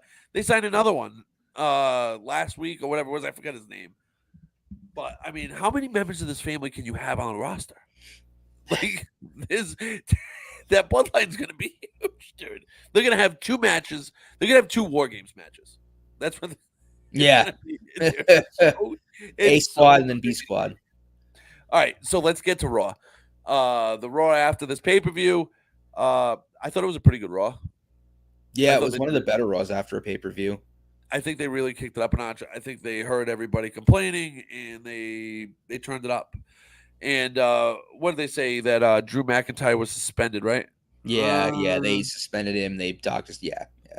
Right. We all know. Like at first it was going to be fired or whatever it was, and so obviously Punk was in the building. McIntyre suspended. Let's get into it here. It started off. Drew McIntyre, obviously the CM Punk storyline comes out. CM Punk cut the promo about why he did what he did, all that stuff. CM Punk's money on the mic. Everybody knows that. I can't wait to see him in the ring again. Hopefully I would think that he's got to be ready by now, right? I haven't heard that he's cleared. I think they're assuming he'll be ready for SummerSlam, but it hasn't been. But there's no official confirmation or anything. It's the hope, but it's not certain. Yeah, and obviously Seth Rollins interrupted the whole thing. And that was supposed to be our WrestleMania match. That was supposed to be night 1's main event until CM Punk got hurt. And I would have loved that match, but we unfortunately did not get it because of the injuries. But I thought that promo was good for what it was. Again, I'm not a big fan of all the long promos like they've been doing, but we're gonna get them regardless of how I feel about it. So, I mean, this was the funny part that Punk did. The ratings took a dip because Drew McIntyre was on television. Yeah. Not because he was off, dude. And then he goes, and then obviously Rollins was there are consequences to your actions and your stupid actions, Punk. And like obviously we're gonna get a Punk and Rollins match, which we all know, whenever that is, wherever that is, it's gonna somehow fit into this whole Drew McIntyre. I think maybe Punk is on the verge of beating McIntyre and Rollins screws him over because he keeps getting involved or something along those lines, because those 3 are going to go into it. Like we're getting those 3 and it'll be a triple threat, I feel like, at some point. Be cool if it was a triple threat for the World Heavyweight Championship at like WrestleMania or something like that. Like they let that boil over until then. I do like that, yeah. Be like that would be Stone Cold and Rock triple threat. Like, you know what I mean? Like it would be on that level. Yeah. I like that. Yeah, that'd be dope. Why not? And you have 3 good workers, and that would protect Punk coming back too. You know what I mean? Coming off an injury. That'd be good. And then we get Jey Uso versus Chad Gable.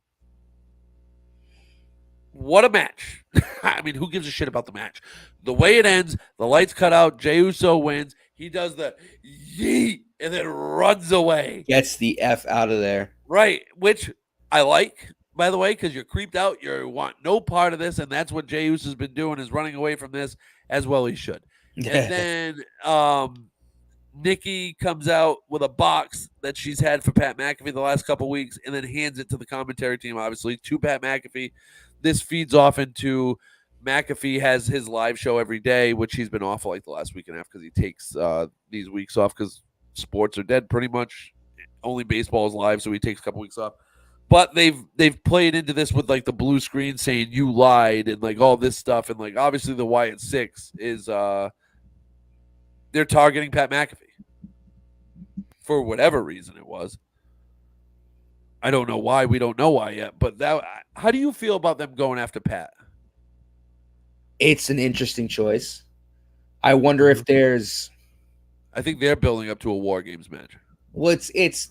I think their thing is they're playing like I don't know if it's necessarily like an anti-hero, but like I said it before that like Chad Gable's their first like real like wrestling target because of how he's been treating the people around him. And so I think they're seeing like Maxine, Otis, and Tozawa as like children who have been thrown away or cast aside or treated poorly. So they're like trying to show Chad like the error of his ways kind of thing. Um, but Pat McAfee, I'm not 100% sure why that they've been going after. Maybe it was just to get some like national spotlight because he's on, like them doing that on ESPN gets a lot of people who don't give a shit about wrestling like, the hell is this? Like, why is this weird shit happening? And then you get people that start looking into it, and maybe like a handful of those people then tune in, and then it just kind of puts more eyes on the product. Yeah, and obviously McAfee can go in the ring if he has to. And Yeah, I think I think he does want to get involved, and I think he will get involved in this storyline somehow. Somehow they're going to drag him into the ring. I feel like whoever their targets are, I feel like it's going to be a slow burn, and we're going to get to Survivor Series or SummerSlam with something's got to happen with these guys. Like, obviously it has to pay off at some point, right? With the McAfee stuff, like it can't.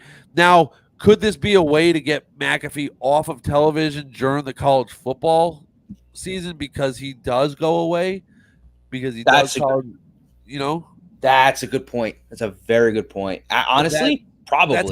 That's how I looked at it, and that's how I perceived it. Because obviously, I'm a big Pat McAfee guy, and I know that he's going to go away when it comes college football season because his schedule is so crazy, and he always does, and then he comes back after, or he does like big shows and stuff like for the WWE. But I feel like the Wyatt Six is going to take him out, and they did just sign Iron Eagle too, so I feel like they're going to move him to SmackDown. And then one of those guys from SmackDown is going to go to Raw to cover up for McAfee.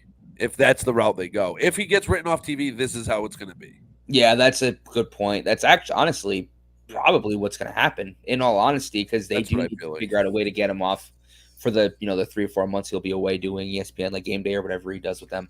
Yeah, he does Game Day and all that stuff, yeah. And he does like all sorts of stuff for ESPN during that time frame. So he's obviously going to take off like he has the last couple of years. And this is a pretty smart way to write him off, really. Yeah. Get eradicated by the Wyatt Six. Right. And he can play it off on his television show and feed it. You know what I mean? Like, and he will go on his show with a neck brace or with something and sell it because he's done it before. Yeah. You know what I mean? Like, he loves doing it, dude. He loves wrestling, and it's so much fun to see. But do you like that? Do you like them going, like we said, going after McAfee and all this stuff? Like, it's just strange because we haven't had answers. Like, we did get a little shot of Bo Dallas just being Bo Dallas in the commissioner's office. Like, Chad Gable's right outside, and he's like, "You can come in, you can knock," or whatever it was, and then he walks away. All of a sudden, he opens the door. Boom! Bo Dallas is sitting right there. Yeah, that was a pretty cool wrinkle to that. I feel like. I'm hoping that the majority of the in-ring stuff will be Eric Rowan, Gacy, Loomis, Nikki Cross. You don't like Bo Dallas? Oh yeah. Well, no, I'm saying like in general, like if they're gonna like when we see them in not in character, it would be just them. And these characters that we're seeing, this eerie stuff, is more just like a fear tactic, or like a split persona fear tactic. It's almost gonna be like a Firefly Funhouse, but not really. Like there's gonna be a Raw like next week, the week after, where randomly the lights will cut out, and when they come down to the ring, it's just gonna be them. It's not gonna be in the mass. It's not gonna be all this crazy stuff. It's just gonna be Bo Dallas, Eric Rowan, Joe Gacy, Dexter Loomis, and Nikki Cross. And they're going to be like, hey, and it's going to be something. Like, they'll explain their actions. They'll explain what's going on. You know what I mean? Because, like, they're clearly playing the Uncle Howdy, Bo Dallas thing are two people. Or, like, are two entities. Right. Which means that all the other characters we're seeing with Uncle Howdy are all split personas, other entities. So I think... Yeah, so I think when we actually see real wrestling, real things, it's going to be Bo Dallas, etc. It's going to be them like that. And more of this Wyatt Six eerie stuff with the mask is more promo-y, behind the scenes scare tactic stuff. I think is what's probably going to happen. Is how it's going to end up going. It's going Maybe. to be interesting the way they do it because I do think you're right. I think we are going to see a split personality kind of thing. It's going to be weird to see how they balance it. You know what I mean? Like, because you can't just have Bo Dallas do 99.9% of the wrestling and then have Uncle Howdy 1%. But then you can't just have Uncle Howdy just show up 99.9%. It's going to be. I can't wait to see this shape up, and we're getting more and more as we're go. But I want to see it like take form already. Like, is it going to be kind of like Finn Balor's Demon, where yes, like right, Bo yeah. Dallas is going to be Bo Dallas until like he really gets backed into a corner, and then or he's like the gonna be like, Fiend. you wouldn't like. Yes, exactly. Which Yeah. we've seen it before, but is also still a great. We've never seen it in a callback. group aspect, Yeah, which would be cool. I can't wait to see Dexter Lumis. I love him in the ring, and I think he's like I'm glad he's back in WWE. And Yeah. like we said a couple weeks ago, he's a brick shit house. He looks like $1 million Yeah. right now. Like, so him, that's gonna be sick. Like that's gonna be sick to see. I like the idea of a split personality, like you're saying, and doing it more along the lines of a Finn Balor demon thing in the Fiend or personality. even I do like that. or even like they have like we're just gonna start seeing these people randomly as themselves on TV, and like someone will come up to Nikki and be like, "Hey, so why the hell are you like weirdly like crawling all over the floor and like handing VHS tapes to the commentary?" And just gonna be like, "What are you talking about?" Yeah, that wasn't me. Like I don't. That's not me. Like, what do you mean? Is that me? You know what I mean? Like, it's gonna be something like that. Yeah, I like that idea. Yeah, so like they have no recollection of it. It's just like a personality that takes over them. Yeah, like they all know that they're just for whatever reason attracted to Bo Dallas, and they're just part of this thing with him, not realizing that maybe his split persona is the puppet master for like split personas that they're having, or these other things. You know, something like that. Like, I like that. I don't know. It's got to be something like that. I wish we got a little bit of Adam Pearce and Bo Dallas in the office. Like We'll get it next week. You think so? We'll get some. We'll get morsels. We're getting morsels. It's a very slow burn. It's a very slow burn without. I think it has to be though, because if you just pay it off, it becomes very. It loses its mystique and its intrigue and. Oh yeah, I'm not saying they have to do like a full payoff, but I wish they would maybe gas it a little bit. You know what I mean? Like maybe add a little bit of kerosene. Maybe just a little bit. A little bit of igniter fluid. Yeah, just a little bit, not a ton, just a little. We'll see. And then we get a match that nobody gives a shit about: Bronson Reed versus Pete Dunne. Bronson Reed wins. Sheamus comes Pete out. Dunne. Poor Pete Dunne. Like, I mean, so Pete Dunne is obviously undersized. Like, but he's an incredible wrestler in the ring. He makes everyone look good. This was Bronson Reed's best match. Yeah, and that's saying a lot because Bronson Reed sucked. Yeah, this is the best Bronson Reed's ever looked, and it was because of who he wrestled with. Yeah, and Pete Dunne's great. Yep. I do like Pete Dunne. We're on the same page with him. I think the world of that dude. I wish he had more opportunities. This was a filler match for sure. Mm-hmm. This was just one of those matches that they do. And then we get, where are we? Sorry, I'm going down everything right here. A phone call to a Smiley Priest ended a segment. Oh, I wonder who he was on the phone with. Yeah. All right, so backstage, Rollins interrupted a gathering of the Judgment Day and asked to speak to the heavyweight champ, Damian Priest. You know what I mean? They go back and forth or whatever. They talk about Money in the Bank. And then he warned that he would have to go. Oh, he's going against Gunther at SummerSlam, which will be actually like a really good match. I feel like Gunther's going to really put on a show there. Yeah. Yeah, Priest told Seth Rollins to throw out the gentleman's agreement when he's in the ring with Gunther. Yeah, when he beats Gunther, he said, "Seth, you can have a shot after I beat Gunther." That's going to be a good match. That's going to be fun. I just think it's great that Priest thinks he's going to get past Gunther.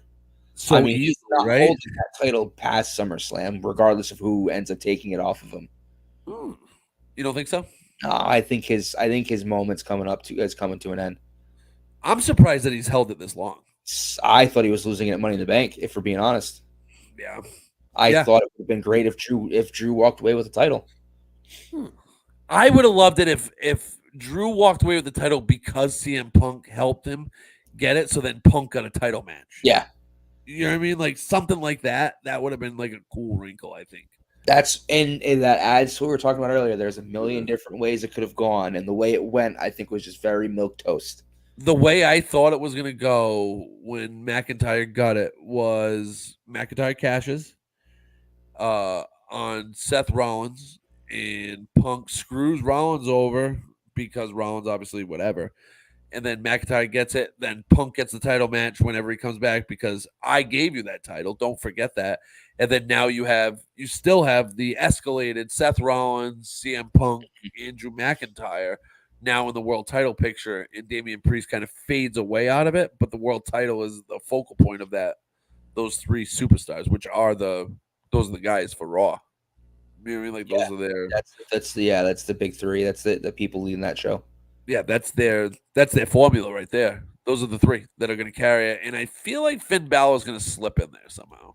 I've been saying it. Guys that re-sign typically end up getting a rub, and he's got probably one more run in him. So I think Finn weaves his way somewhere into something at some point in regards to the World Heavyweight Championship. It might not be this year. It might be more early 2025, but you will see, I think, Finn, and I've been saying this for weeks now, you're going to see Finn get a World Heavyweight title run for a period at some point over the next year and a half. Yeah. It's super biased because I'm a Finn Balor fan, but I just think also that he's reinvented his character. He still has the demon persona that they can tap back into because there is a niche for that. And they typically do well by guys who are like Finn. He could have gone to AEW, made millions, and probably gotten a championship run over there. He would have been that champ. But he stayed.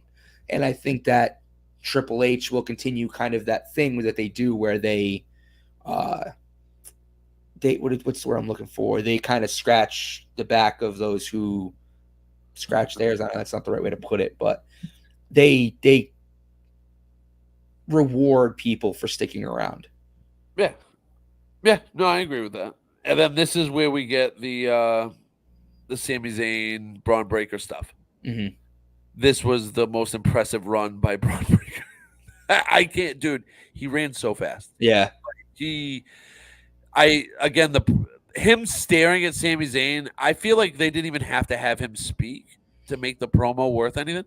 I feel like he could have just stood there, stared at him, and then when Sami wasn't expecting it, just a quick 1, 2, 3 step spear out of his shoes, and then again on the outside or whatever. Yeah. But they had him speak, and it was like kind of an awkward promo, and like it didn't flow.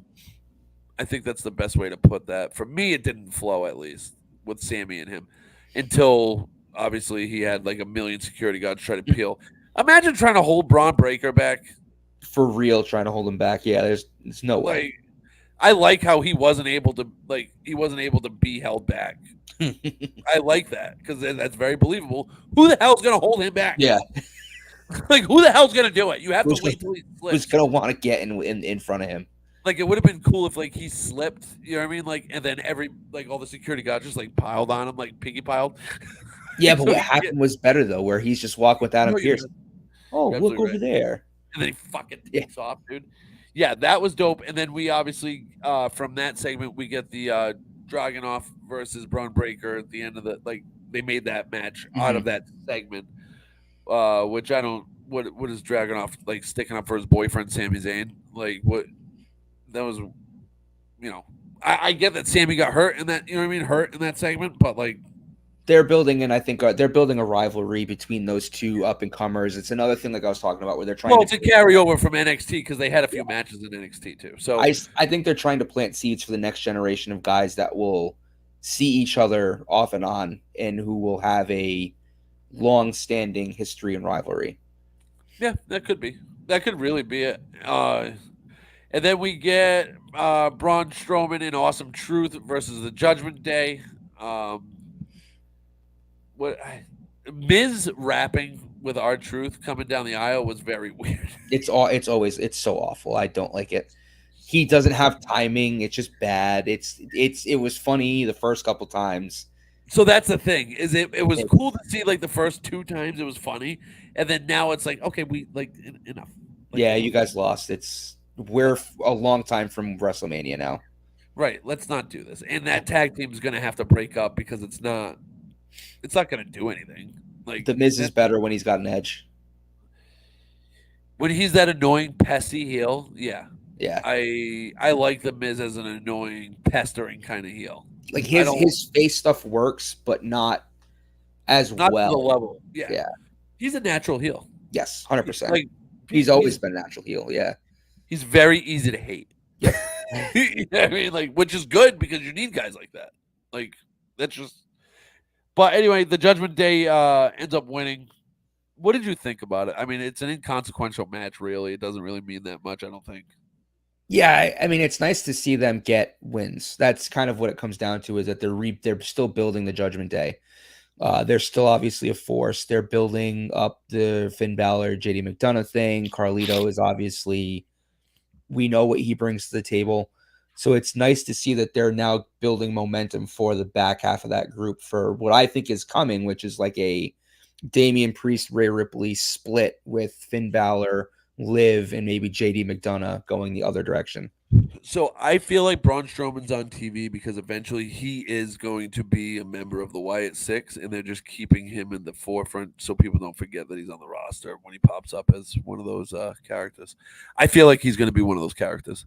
I think it's going to be Alexa Bliss, but You think they're going to add another female to it? Yep, Yeah, I mean it's very possible. I mean, they've never done they don't do groups with multiple females. So like, why not do something a little different? You know, Well, I mean they have a couple. They have like what 3 groups already with the females. 3. those are just all female groups. So like, how many groups are like? They're usually groups like male, male, male, female. Yeah, male, right. male, female, male, male, male, male, male, female, female. You know what I mean? There's never 2. What if it's both of them? Then it wouldn't be the White Six. But they're not 6. It's the 6. Like how they spell it is like. I'm just saying. I don't know. It there's could a be way around it. It could be either. Yeah. Wait, because it's what? Bo Dallas. Right now it's Bo Dallas, Dexter Lumis, Eric Rowan, Joe Gacy, and Nikki Cross. But they were always supposed to leave that one open for Bray, I thought. That's just been speculation. That was never like a hard rule. That's just kind of what everyone thought as like a nice thing. But I mean, who really knows, you know? I think you're right. It could be Alexa Bliss. It probably is Alexa Bliss. I mean, she has to be coming back soon. It's been a very long time. She's supposedly was she pregnant? She was pregnant, right? That's what it was. Yeah, her and Ryan Cabrera had their first child. Yeah, lucky son of a bitch. Yeah. Yeah. Dude. So Bo Dallas. Again, converse with Uncle Howdy. Obviously, they had that videotape say, I like when they do that segment. Like I like the back. I like that it's real, that it's like really real. He talks about like losing his brother, and it's like actually the heartstrings that they pull. Like we talked about the last time too, and it's like they really go in depth with it. Like they talk about stuff that I never expected them to talk about on television. Yeah, exactly. Like they promised it would be real, and it does. It's very. It's not tough, but it is like it's like you're just like, oh fuck, man, like goddamn, you know, like it's better than what I thought it was going to be. No, you're absolutely right, and we were both excited about that. It's just going to be fun to see.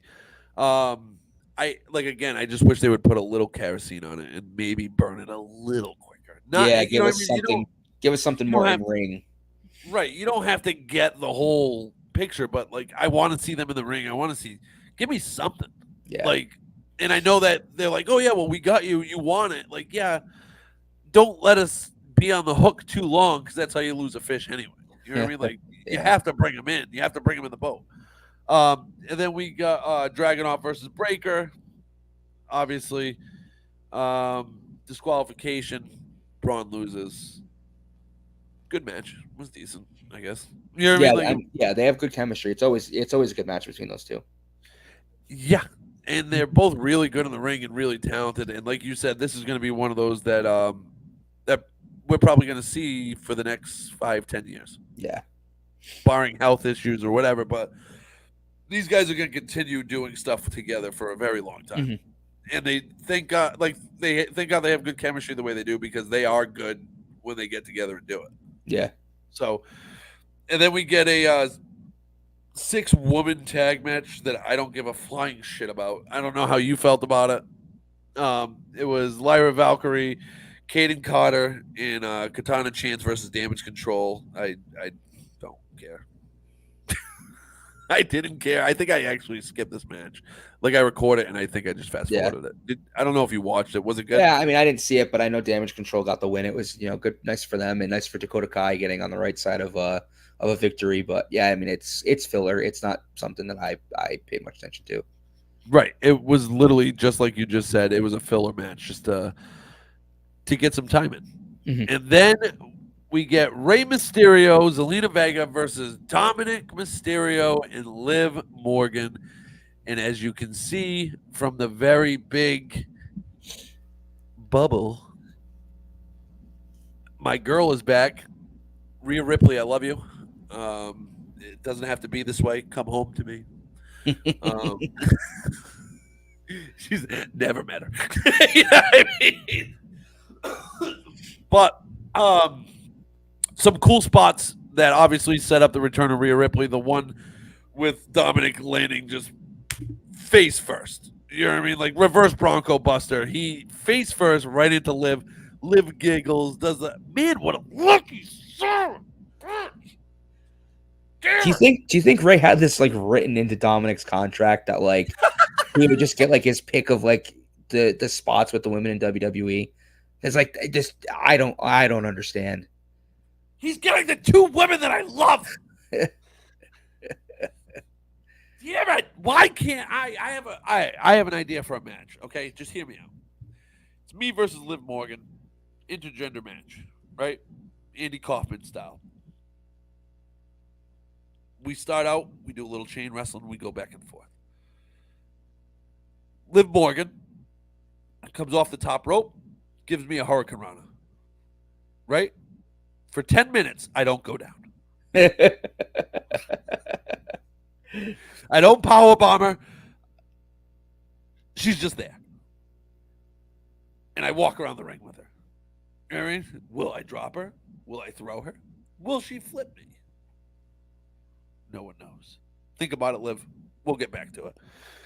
And then Rhea Ripley, I would let her throw me around the ring any day of the week.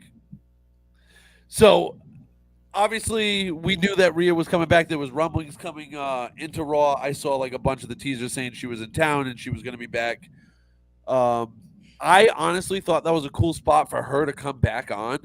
Was Dominic obviously going face first right into the junk of Liv Morgan, and then Rhea's music hitting, and Dom full panic mode because he has spent all this time trying to say that he doesn't want Liv and mommy's coming back and all this stuff, and then he's caught face full of muff. Right before right before it looked like something was gonna happen. Right. Because like Liv's been trying for weeks to get Dom to like lighten up, and he's like not budging except for like he wanted nuggies to go over the match. Like, but Rhea comes right back. Like this is obviously kind of very similar to the Eddie Guerrero China stuff. Yeah. Which I think is like it's perfect. Obviously, storylines in wrestling get recycled and all that. Yep. Like we know that. This is pretty dope. Like Liv Morgan gets out of the ring, runs away. Dominic Hides behind the begging, curtains.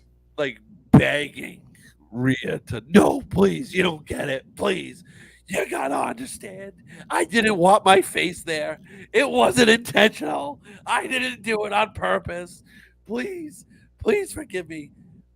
How do you think this all plays out? Obviously, we're besides the obvious of Rhea Ripley versus Liv Morgan for the title, that's what we're getting. How do you think Dom fits into the storyline? Which direction do you think it goes? I think that it's a ploy between Finn and Liv to start fractures in the Judgment Day. And I think the idea is to get Rhea against Dom. Uh-huh. It causes an issue with Damian Priest, who feels loyalty to Rhea. And Yep. then Right. Finn Because obviously he was on the phone with her before. Yeah. and then Finn manipulates from the background.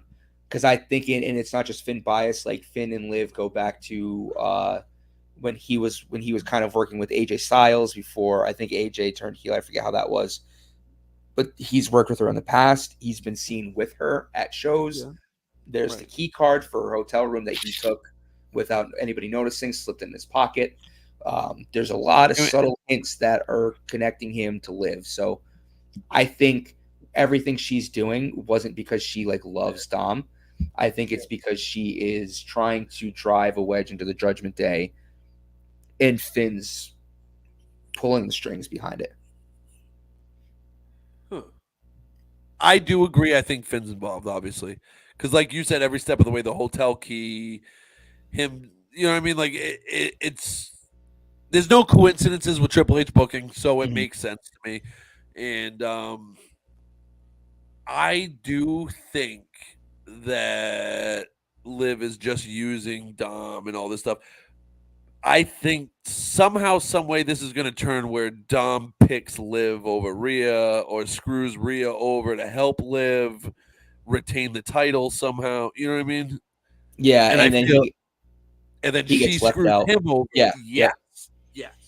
That's how I can. That's how I think it's going to happen. That's what it makes sense that way. Yeah. And then Finn obviously breaks up the Judgment Day, where now it's him and Liv and Damian Priest and Rhea, and they have their own rivalries going back and forth. And Finn, you know what I mean? And Finn, because Finn's getting overshadowed in that group, and he feels like he should be the leader of the Judgment Day. Agreed. And it just so happened that Damian Priest ended up with the briefcase and ended up as the quote unquote leader of the Judgment Day. And if Dom gets screwed over by Liv and loses Rhea, it could be a way to garner some sympathy for him as well, and get him a little bit less heat, to bring him a little bit more back from the brink of being just he still can't say anything. He still can't speak without getting booed. His heat is unbelievable, dude. Like a lot of it's probably jealousy now too. Oh, yes. Yes. Yeah. I've never been more jealous of a wrestler in my life. First of all, with the mommy stuff with Rhea Ripley, I'm jealous of that. And then now you add Liv Morgan, and calling him daddy. Why? Yes. Yep. Yep. I would melt. Yep. Yeah, I would lose it. That's not fair that one guy gets all of this. It's not right. It doesn't feel right to me. It feels like I'm the Triple H. I'm the guy. Okay, I'm believable. I don't have a mullet. Rhea already loves me. She just doesn't know it yet. You know what I mean? We could do a reverse thing where I'm on Liv's side and Rhea steals me away. Let's do that. I like that. You know what I mean? I like that. It's not going to happen. But like, you ever see those the Chris Brown fan interaction photos that he does outside of his concerts, the meet and greet photos where he like poses? So Chris Brown charges like an astronomical amount for meet and greets when he meets his female fans, and he takes pictures with these women who do really seductive poses in their photos with Chris Brown, right? And they pay, obviously, I think they pay like $1,000 or $2,000, whatever it is. It's something ridiculous. I would do that with Rhea. I want her to hold me as I wrap my legs around her and she cradles me. You know what I mean? Or just like a baby. Like, this is the stuff I think about when I'm alone sleeping. Is this what you think about in the shower? Maybe. I'm not going to say yes, and I'm not going to say no. I think they did a really good job with this Liv and Rhea storyline, though. I think that it's interesting. It's entertaining. Like, all jokes aside, like the way that they've played this off and the way that they've been able to keep Rhea as a focal point of this storyline while she's been off of television completely has been really cool. So impressive, yeah. keep right? Because keep like her keep her heat going without her having to even step right, because foot in an arena. we haven't seen or heard from her at all. Hmm. Only on Twitter, you know what I mean, when she like says something. But like other than that, they've done a really good job with this. Like and Liv has done a really good job pushing this storyline and Dom has too and like it's the payoff is coming for this and obviously it's gonna come to a head at SummerSlam. Um and I just think I think it's cool and I'm looking forward to the end of it because uh Dom doesn't deserve it. I do. It's supposed to be me. I reported the picture on Facebook when he landed face first into Live. You can report photos and stuff like that, and it says why, and then it says because I'm not in the photo, and Facebook denied me, but the report was made, so there is paperwork. Rhea, don't worry about it. I'm taking care of us, baby girl. She would absolutely beat the shit out of me, and I'm not against it. I'm not mad. But no, seriously, like this is I think this is a cool storyline. This is like one of the few times I I can remember in recent memory them actually like holding my attention and sucking me into a program that's primarily led for the woman program. I like it. Like I think Yeah. it's cool and it's like we talked about before, it's like more of an edgier, adult, risky kind of Hmm. storyline. You It's know what I like mean? Obviously, with PG-13 now instead of PG. Yeah. right, because with the suggested poses of like Dom going face first into her and like all calling him daddy and like what I mean, like all why don't you come to my locker room? Hey, Yeah. look, I'm wearing this vest. Like it's like very attitude era y. Yeah. Like they've I think they've I think this was done intentionally to test the waters on how people would handle a more attitude era kind of style when it comes to female wrestlers and interlocking them into storylines with male wrestlers. I think, and it shows that they've done it right, and it really works because it's really well done. Yeah. Like it's Yeah. really It's cool. it's it's some of the best work that they've done since WrestleMania. Do you think Rhea gets the title back, or that she gets screwed? Like I just said, She that she might get gets screwed, but screwed. she's gonna get it back before the year's over. Yeah, They'll yeah, they'll dangle the carrot a little bit, but they're not gonna keep it off her for too long. right. Because you can't because she was on a heater of a run before she got Hmm. hurt. She was destroying everything in her path, and Yeah. Yep. it wasn't stale though. No, exactly. It was just heating up again. Right. And it's like when you can get somebody that much like with that level of success and like beat down and people are still like, yo, this is dope. Like I'm into this. That's one of the coolest things that you could do, I feel like. Hmm. Like that's showing off writing. Yeah. I really liked it. What did you think about Raw overall? I thought it was one of the stronger Raws after a pay-per-view in a long time. I feel like this is probably the best Raw we've had since Mania. It's Maybe the Raw possible. maybe the Raw after Mania was better Yeah. because it's the Raw after Mania.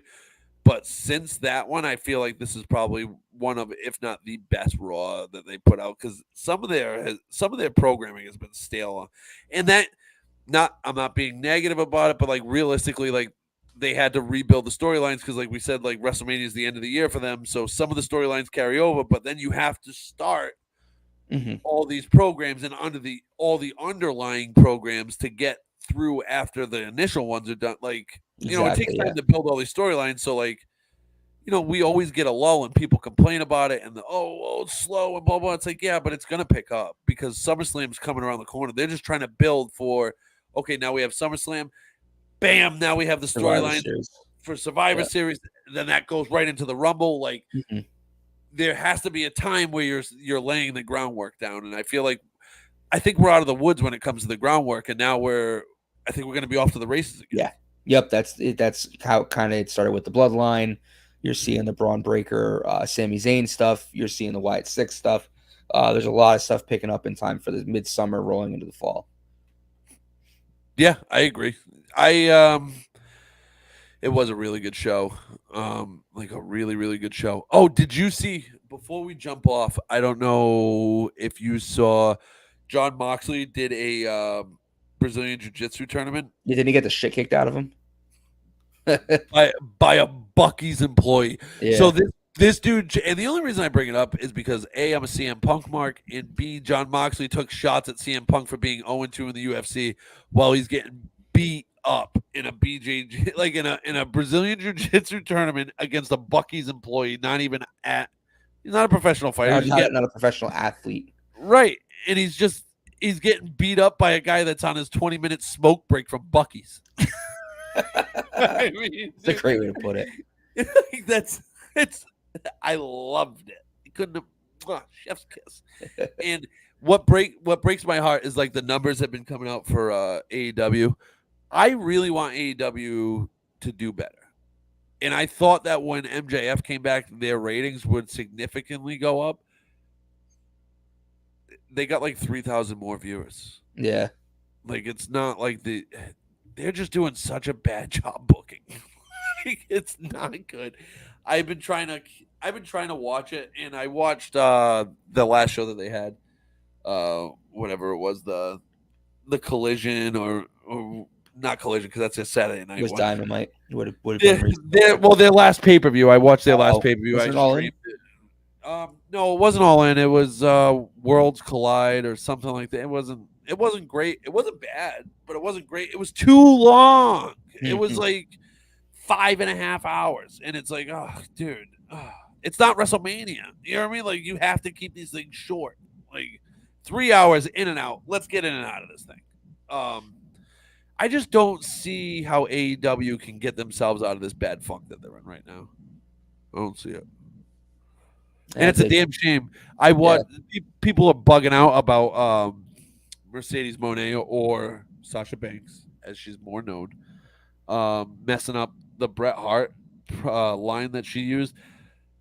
I don't think she messed it up because if you listen to the way this was like one of the big storylines that's like dominating Facebook groups and dirt sheets and all this stuff. She's like talking about, we're talking about the past and the present and the future. And then she's like, I'm the best there was, the best there is, and the best there ever will be. And people are like, oh, she messed up Bret Hart's line. I don't think she was going for that. I think she was ripping off of what she just said, that everybody's talking about the past, the present, and the future. And then she did exactly that same pentameter into her promo. People look for issues. You know what I mean? Like, it was just strange. It was just strange how that blew up, and like people made a big deal of it because she's got 2 women's titles in AEW right now, and obviously eventually she's going to lose them and put somebody over. Like one of the. Did you hear how much she's making? No, I haven't. No, she's making I think close to $5 million a year. That's insane. That is the problem, AEW. You're overpaying people that aren't moving the needle. Mm-hmm. Now, Sasha Banks is a great person to have in your women's locker room because she's her and Saraya, aka Paige, are probably the best names that you have on your roster female wise and the most well known. But you can't overpay for these people that don't move the needle and move the ratings up for you. Like I was looking at some of their contracts and holy crap, dude. Like they paid above market for MJF because they had to, because he would have went to WWE. Left. Yeah. He's one of those guys, I think, he doesn't need AEW. MJF doesn't. He can go anywhere he wants and be MJF. And if he goes to WWF, I almost said WWF. If he goes to WWE, he's their biggest heel. Mm-hmm. Day one, he walks in as one of their biggest heels. And like, I wish that he did. Like, I wish he didn't love AEW as much as he did. Because to see him versus Cody in a WWE ring at like a WrestleMania or a SummerSlam, and just, all right, imagine John Cena versus MJF in John Cena's last run. You know what I mean? Like, all these other, Kevin Owens versus MJF. Like, there's levels to this. I would have loved to see this. What else did I see? Hulk Hogan trashed Edge for jumping off the top of the cage. That spot, yeah. I get what he's saying, but at the same time, shut up. Like, shut up, Hulk Hogan. I don't like how Edge tried to jump off the top, and I don't even know what happened there or why he changed direction and broke his leg, but it was just, the more times I keep seeing this, like, the weirder that bump is. Yeah. And I feel bad because that's probably the last we're seeing of Edge. I don't see him coming back from this. It's a tough one to come back from at his age. Yeah. Right. And like, why would you? Mm. If you're him, why rush back? Why do that? Do you have any other wrestling news to cover? Nope. I think at the moment, I think getting a little hoarse. I think I've rambled enough for one night.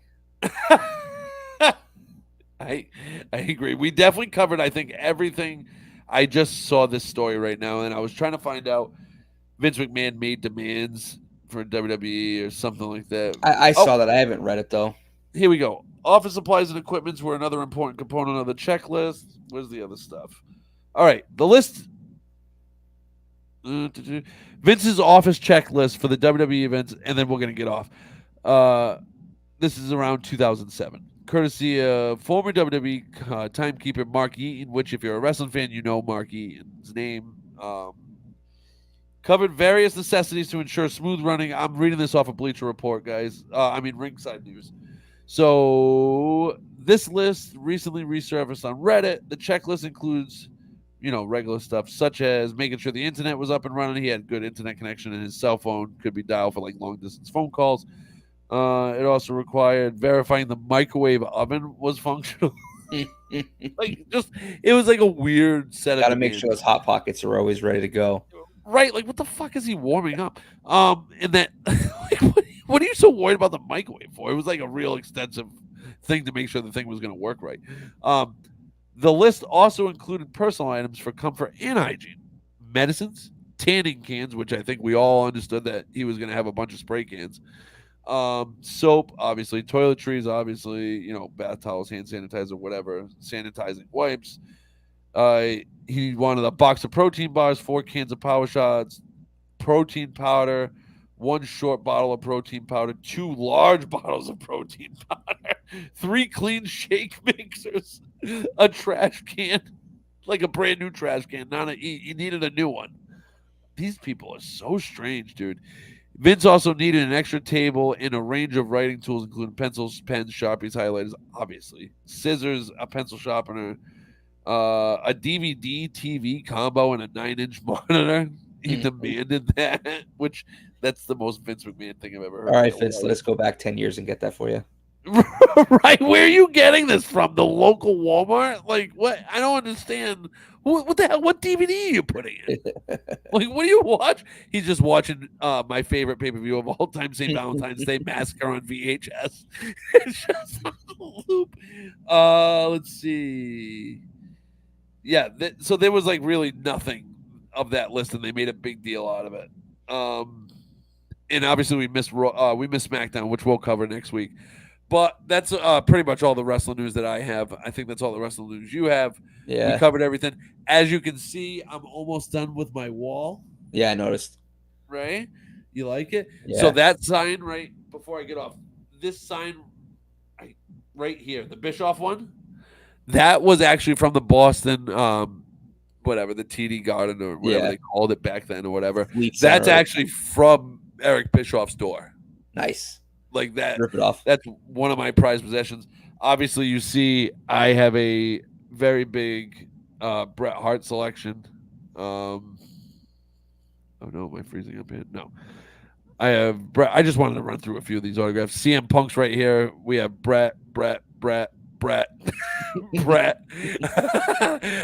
Colt Cabana makes an appearance. I love me some Colt Cabana. Sabu as a Simpson, which I love. And then obviously this is the Bret Hart Simpsons one.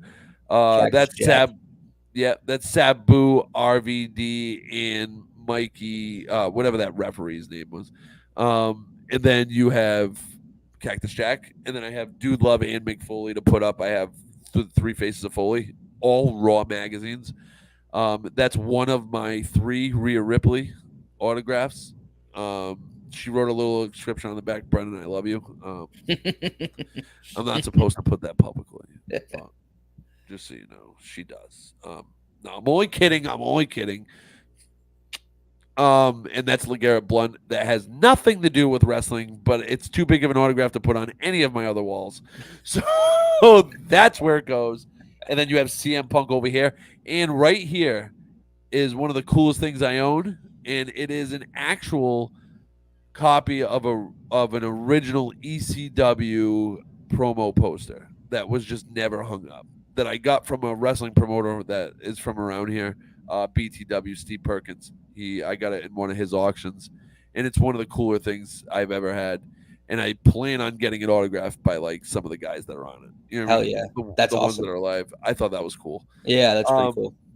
but all that being said, that's all I have. Um, if you guys could like, subscribe, give us a share, be a friend, tell a friend. Watch it twice. I don't even care if don't want to watch it the second time. Fast forward to the end. Give us a like. You know what I mean, give us a comment. Let us know how we did. Sorry we didn't get into AEW too much. There really wasn't. We had a lot of WWE to cover this week.